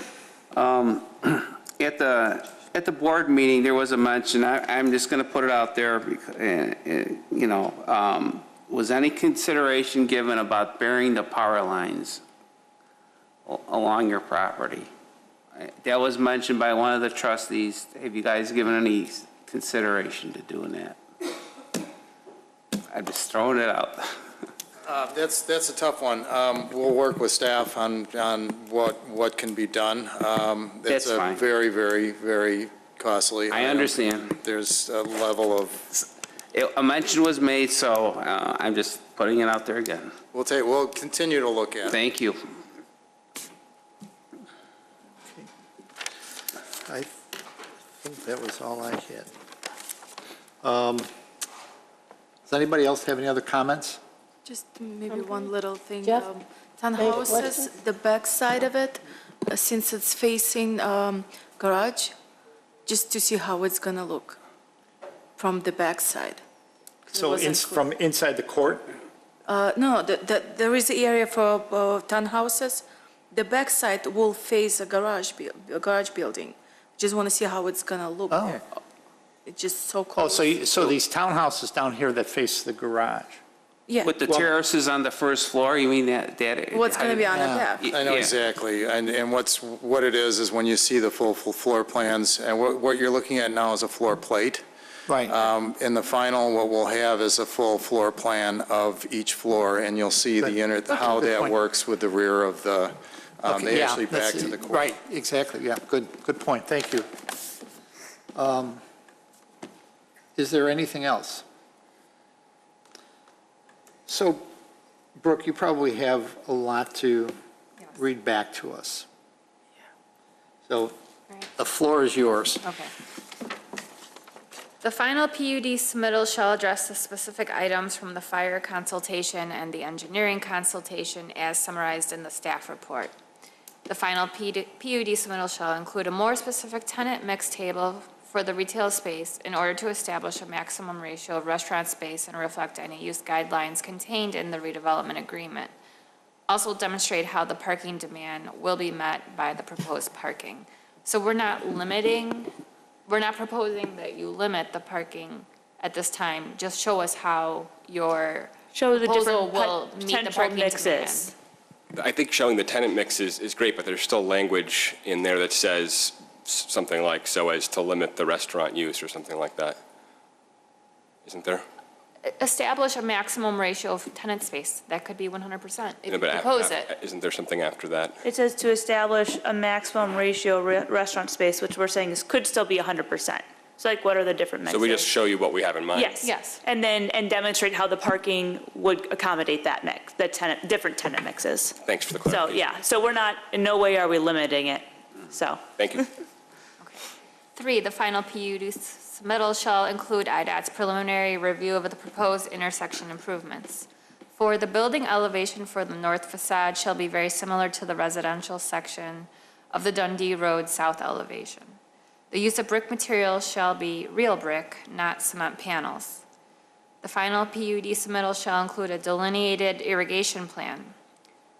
The final submittal shall identify the designated guest parking and land banked parking areas. The final submittal shall include delineated floor plans. The final PUD submittal shall include a snow removal plan. Consider adding a water feature to the southeast corner of the site. The final submittal shall provide greater detail regarding the townhome elevations and interior courtyard elevations. Also, all elevation plans shall be in color. And 12, consider adding pedestrian amenities to the fire lane. Could you read that about the north elevation? You mentioned that shall be the same. It's, And it, the building elevation for the north facade shall be very similar to the residential section of the Dundee Road south elevation. and it's got to be in the plan. Right, it will Yeah. be shown. Well, we've had plans come before us without elevations in them, so, I'll clarify. Yeah, A plan please shall be clarify that. provided. yeah, right. Can we clarify a couple of those as well? Sure. With respect to the brick, I know there was a preference expressed for real brick versus the panel. Is that condition intended to say that the entire building needs to be real brick? I mean, I don't think that that's something that we're in a position to agree to right now. I think we're willing to go back and look at the materials and bear in mind that there's a preference for the real masonry, but it'd be difficult for us to commit right now to a certain amount of real brick without having the opportunity to go through it. Would you be able to do something like percentages for, okay, so we have the cement material, 50% of it is brick and the other 50% are these other materials? Would you be able to do that? I think it's hard for us to do that at this time. I mean, I think, We have standards. Right, so, I think there might be a miscommunication on the difference, so like the brick panel pieces by the windows, you would say, are those planning on being brick? Or were those planning on, and then the balcony treatments were the hardy board right. panels? Yes. I think that was, like, that's the that's what I portion I think we're talking about is brick. Brick. And then the other ones were the cement you just, Where there would be brick panels would be real masonry. Right, exactly, not the whole, Yeah, we're not Not the whole- opposed, Sure that there's a variation in the design so that. yes. Yeah. yes. Right. Yeah, we don't change that. Right, yeah, that's what we were looking for, where you indicated we might want to go with this brick panel, and we want that to be masonry. So How do I state that Do more we need- succinctly? Do I need to? Is that how it currently, you were currently planning on it? Is that how the plans currently show? Yes. As masonry in the, not the balcony portions, So- but the other portion? The columns? brick there. The idea is that since it's a 5-story structure, when you get the, I'm sorry, can you please grab Just the grab the mic? mic. it's a 5-story. Hello, can you hear me? Yes. All right, so it's a 5-story structure. So when you get up to a certain elevation, the intensity of the real brick kind of diminishes. So the idea, for cost's sake, to do a cementitious panel that has that same look up higher. You typically down on the pedestrian level, yes, we'll use a true brick for the longevity of the project. So, but right now, it's depending on the overall massing of the materials as we start developing this a little bit further, we may want to shift that around a little bit. Okay. That's, So, Right, I just rather not commit to one amount of brick that we have to comply with, because you guys see it all the time where, we have to have 50% brick or 80% brick, and then it's all brick, and you lose a little bit of that detail, a little bit of architectural interest. So we want to try and give you that architectural interest. Well, we want to keep that too, we just don't want to see the brick panels. Should I state perhaps that there's Deal. a strong preference for real brick and then leave it up to the Well, petitioner to here's- demonstrate how they will apply it? so if we're looking at that right there, I'm looking in here. So if, where it reads, it looks like I'm looking at the top one. You say field brick A. So my assumption is that's real masonry. Fair enough. Okay, and accent brick is the panels? Accent brick B. I would say accent brick A, if we could have the most flexibility and use real brick, and so that the design of the building is pleasing. Accent brick A would be real brick. Accent brick B, it's pointing to a funny spot, I just don't want to. I think it'll be more apparent when we get to the color elevations. Yes. and really, Yes, instead of going much back clearer, and forth. yes. So, Yes. okay. We can revisit. Well, and here's where my concern is that when we get to final, we're going into final, and it's been preached to me that final, we shouldn't have a lot of changes. And my concern is that when we get to final and there's something that we don't like, then we're stuck here. So I need some help here. I would love to say, give you flexibility to do that, but for instance, I'm looking at this now, and you say fiber cement panel, and that looks like that goes from the ground floor all the way to the top, where it's pointed to right now. And fiber cement panel to me is that EFS? No, no. No. No, No, it's different. it's different. I'm just, some, Go ahead and touch it. well, so, okay, Cement board panel. Right at it. okay. I know. It's a hardy board. Okay, so it's more of a hardy board than, because, so back to the brick, though, if we get to final, we just can't change things. Right? I think we can make this easier where it says accent brick A and accent brick B on the elevation. That would be brick. Well, except though accent brick, B, okay, so, On top. yeah, okay. So accent brick B is actually this this section here. Right. Accent brick A. So what we've done, you can kind of see how we've done it. What we wanted to do is instead of having every tier Sure. look exactly the same, we mixed it up with accent brick A, accent brick B, then the cementitious panel. Okay. The Nichihara panel. Are we okay with that? Yes. Commissioner Dorban? Yes. Commissioner Powers? Yes. And Commissioner Vanova? Yes. Okay.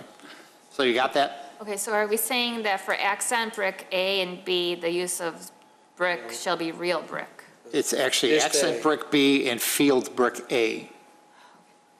Accent brick. May I humbly make a suggestion? You can, but we have the final say, so. Sure. Go ahead. And I appreciate that. Maybe, can we have the record state that the Plan Commission prefers X over Y for a certain design element, strongly prefers? We're just not in a position to commit. So that's all well and good if you want, if you want to come back for another preliminary review. Of course not.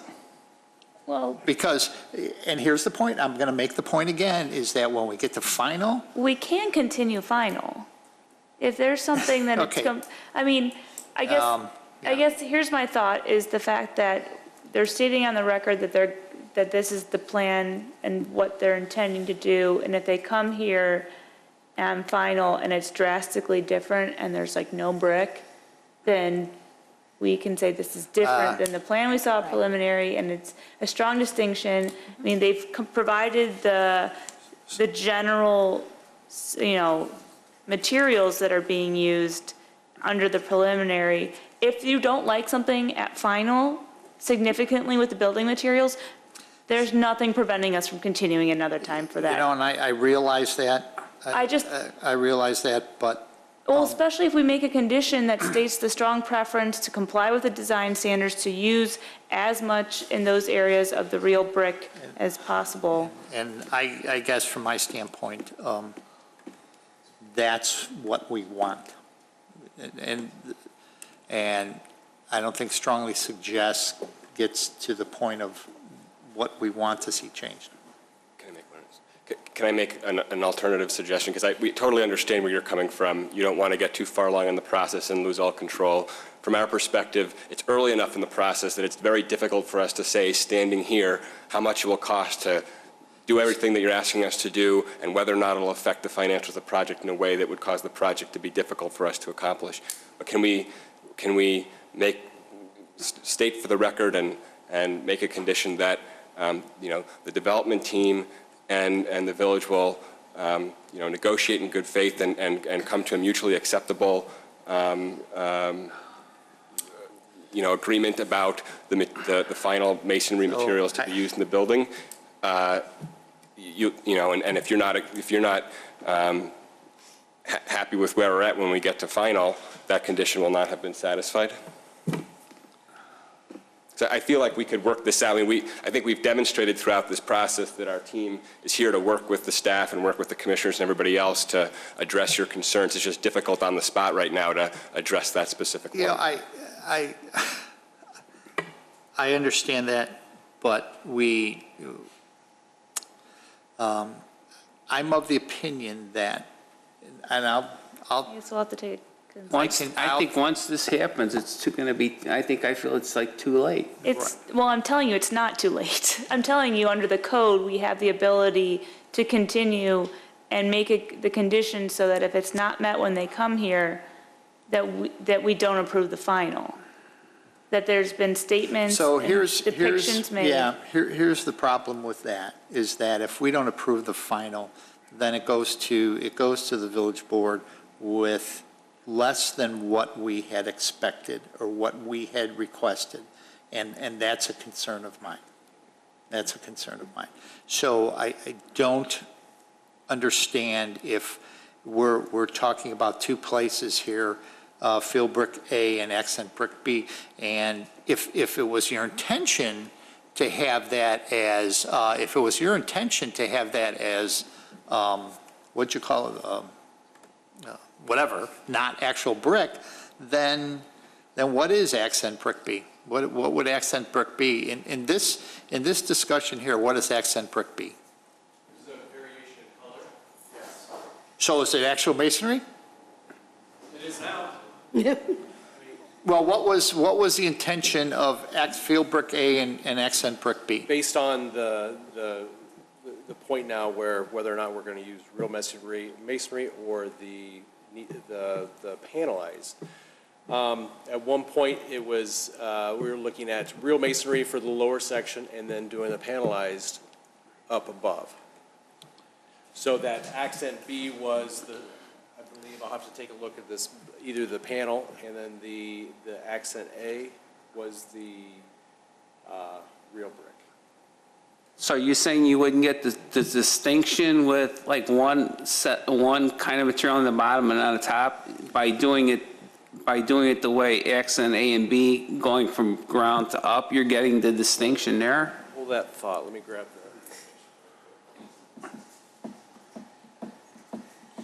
that. Because, yeah, okay.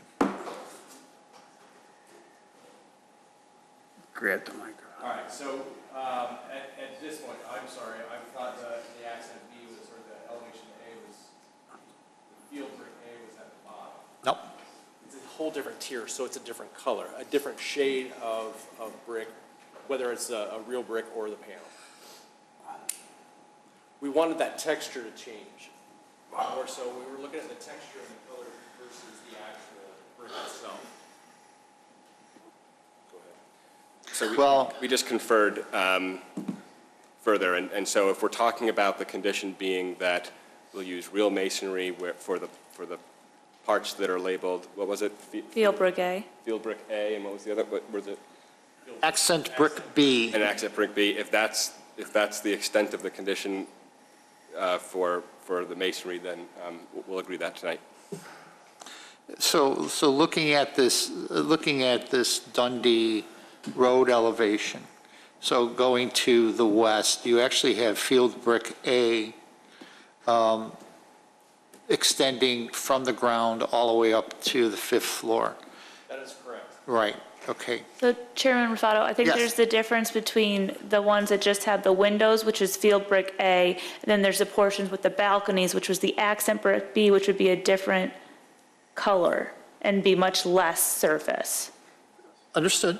So I think the distinction, and I don't know if the commission wants masonry on both, or more is looking at that middle section Well- with no balcony. Again, brick is, to me, brick is brick. It's masonry. It's not a panel. When you use the word brick, I don't see the word panel after it, right? So if the intention was that to be a panel, then why aren't we saying it's a brick? Why aren't we saying it's a panel, a concrete panel that looks like brick? So I hope that's not right. So I think maybe it wasn't labeled specifically enough, but after conferring, I think we're willing to agree to a condition tonight where the field brick A and the accent brick B, is that the right nomenclature, will be real brick masonry, if that is an acceptable condition for the commission. Will there be any other brick on the building, though, other than those two, or no? That's most of the building. That's most of the building. It's like, yeah, so, other and than the then, glass. yeah, and that is most of the building, and thank you, Mallory. And just for clarification, and maybe this will be in, if I'm looking at the Dundee Road elevation, you've got here, so going from the parking garage, you've got a space there in between the parking garage and the balconies. So what would that be? What would that material be? And because then the next space in between the terraces, the balconies, you have that designated as field brick A, but then the next one between the next set of terraces is not labeled But the next one is, and that says fiber cement panel system. Can we'll label all of those? Excellent. Thank you. So that will give you the character that you're looking for, and then we can look at that as we're going through. Absolutely. Great. So what they're saying right now, and then what's going to happen is they're going to come back and say, well, this is going to be fiber cement panel system, or this is going to be accent brick A or B, but we don't expect some of these percentages to change. Like, for instance, you have this whole area here in between the first two set of terraces as field brick A. We'd like to see that. We probably wouldn't like to see that to be, fiber cement panel systems or whatever. So just those designations would be great. Thank you. Got it. And can I ask one more, or you have another? Yeah, I was just going to make sure that we repeat all the conditions, just for clarity. And I was going to ask about one more of the conditions. Can you reread the one relating to the IDOT preliminary approval of the Yes, right-of-way? number 3. The submittal shall include IDOT's preliminary review of the proposed intersection improvements. Okay. So I guess our one concern about that is whether it will be done by the time we come back for final, which we have no control over with respect to IDOT. Obviously, we'll do everything in our power to have that be done. And what does the preliminary review mean to you? Is that, what would we need from IDOT in order to satisfy that condition? Is there some type of letter or documentation that IDOT could provide to us? I'm not really familiar with their formal process.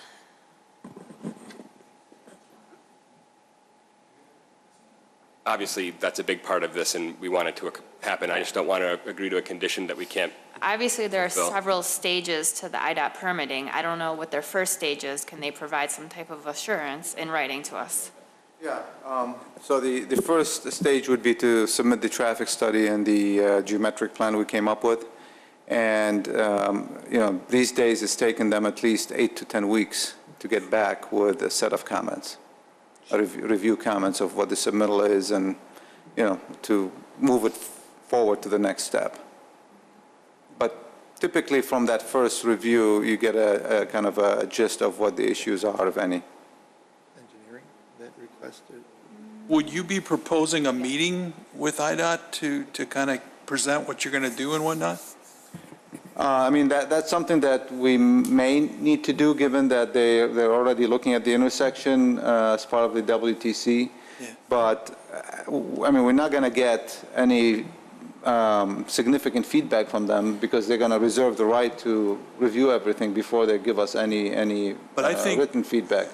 I think that the preliminary meeting to kind of kick off that review with them, I think they will give us some feedback because they have already started looking at the WTC improvements.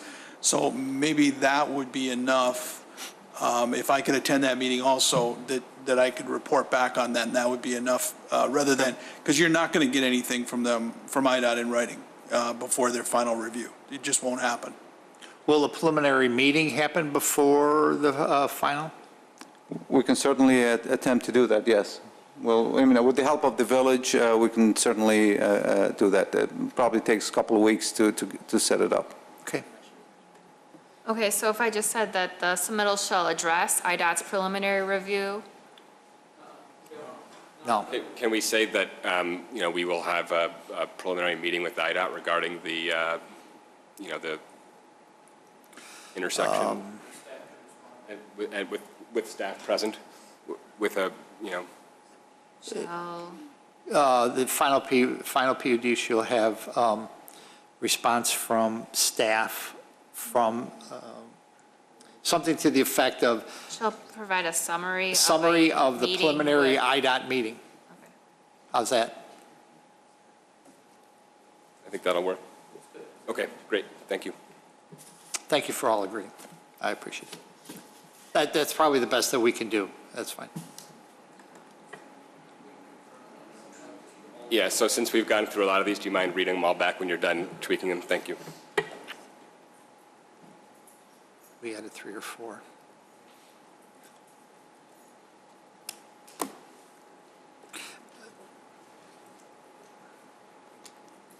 And just as an aside, as we're going through this, as she's finishing up, the plans, the level of detail that you guys provided, you know, except for a couple of things, was very, very good, you know, and we appreciate well-prepared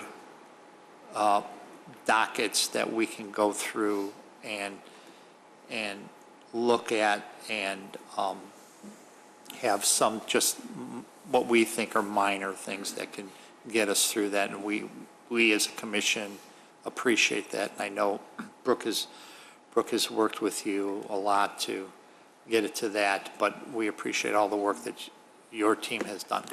Thank you. I mean, as we said from the beginning, we're really excited about this project. We want it to be good for the village, and Brooke and all the other members of the village staff have been extremely helpful and really responsive and diligent and have helped us, improve the proposal a lot. So we appreciate all of your comments and everybody's great input and feedback.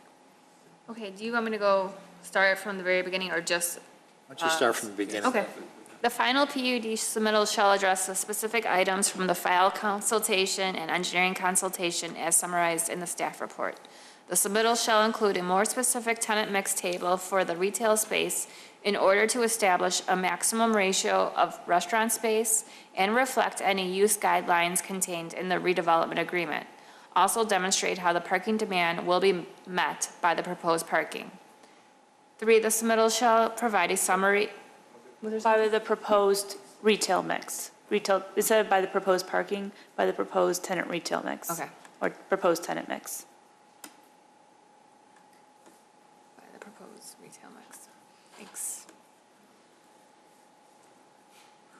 Okay. 3, the submittal shall provide a summary of the outcome of the preliminary meeting between IDOT, the petitioner, and staff. Is that adequate? Yeah. 4, the building elevation for the north facade shall be very similar to the residential section of the Dundee Road south elevation. A plan shall be provided at final PUD. 5, for the materials identified as accent brick B and field brick A, real masonry, not cement panels, shall be used. 6, the submittal shall include a delineated irrigation plan. 7, the submittal shall identify the designated guest parking and land-banked parking areas. 8, the submittal shall include detailed floor plans. 9, the submittal shall include a snow removal plan. 10, consider adding a water feature to the southeast corner of the site.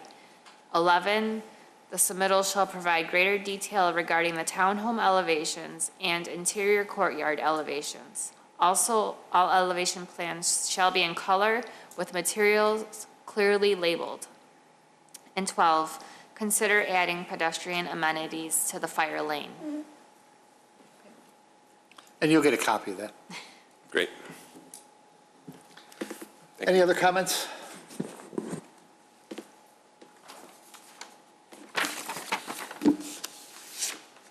So, do we have a motion for special use site plan approval of a preliminary planned unit development for mixed-use retail and residential?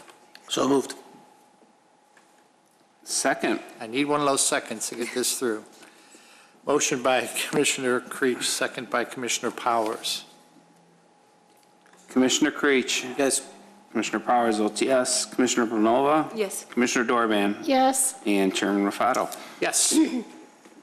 Thank you very much. We really appreciate your time and all your thoughtful comments. Thank you. You'll have something to sign. Okay.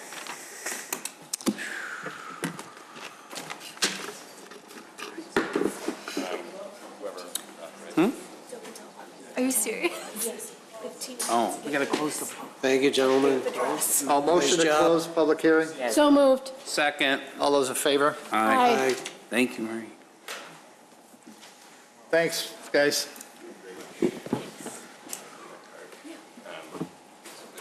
Here you go. Steve? Yeah, hard to sit that long. There you go. I'm not used to it. Good idea. Thank you. Great job, guys. Guys. Where's the, oh, that's no problem. Who wants to sign that? Do you want to sign that? Right there. That's all the conditions are. You get a copy of that and we keep a copy.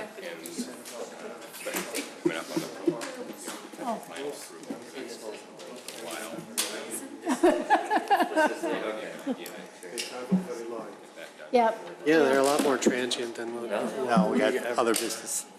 Yeah, they are. Yep. Yeah, I You got it still too. have their stuff, yeah. Yeah, what do we do with that stuff? That's a long one. Yeah. Thank you. Oh, here, this is for you. That's for you to keep. So you guys have all that information. Great, thank you. But I mean, when you think about 550 feet, 550 square feet. I'm So, thinking, you know, that's. Have you ever been to your kids' we have room? to I mean- continue. Yes. It's like 200 square feet. But it's like my size of my bed. It's so We have to weird. continue on with our meeting. Right. Approval of minutes, May 25th and June 8th, 2017. So moved. Second. Commissioner Blanova, second. All those in favor? Aye. Other business, Brooke? I have nothing. Commissioner Blanova? I have nothing, sir. Commissioner Powers? Nothing. Commissioner Dorban? Nothing. Commissioner Creech? I was just wondering, now that we're approving all these apartment buildings in town, are we going to have any kind of an inspections for these rental units going forward? All apartments are I know. inspected through the. There's a village. rental license. So it would follow all the Do same we procedures. follow all the same procedures? Okay, Sure. thank you. Okay, and I just have one comment. One, I want to thank everybody. This was, for us, I mean, when I first started here, this was a normal evening for us, getting out at 10:15 or so. And so this was, a lot of you folks haven't experienced one of these meetings. I remember midnight when the lights would go off here and I think in the other building too at midnight, and then we'd have to stop the meeting anyway. I want to thank you for all your dedication for this docket. It was a long docket, but there were good things that came out of it, and thank you. Just as a reminder for older folks that have been on here for a little bit longer, and this is for the new commission members, if you have questions on a docket, please get them, and you think they're rather significant for the dockets that are on for the Thursday, please get them to to staff, and staff is Brooke and Andrew, mostly Brooke, all of Brooke, so she can have, she might have an answer for you by Thursday. If not, you know, she will definitely try to get you an answer. She'll definitely get you an answer after that, but Brooke is very responsive. So if you have those questions, get them to her by Tuesday so she has time to investigate them and get an answer to you by Thursday when they're brought up. And granted, a lot of stuff comes up at the meetings as the petitioner goes through and starts talking about what they're proposing. So just remember that, get them, and, you know, we all know Brooke's email address, so get that. And lastly, I want to say welcome, Joe. We'll see you at our next meeting on what, July 13th. 13th. So that's all I had. So motion to adjourn. So moved. Second. All those in favor? Aye. We are adjourned. Hey.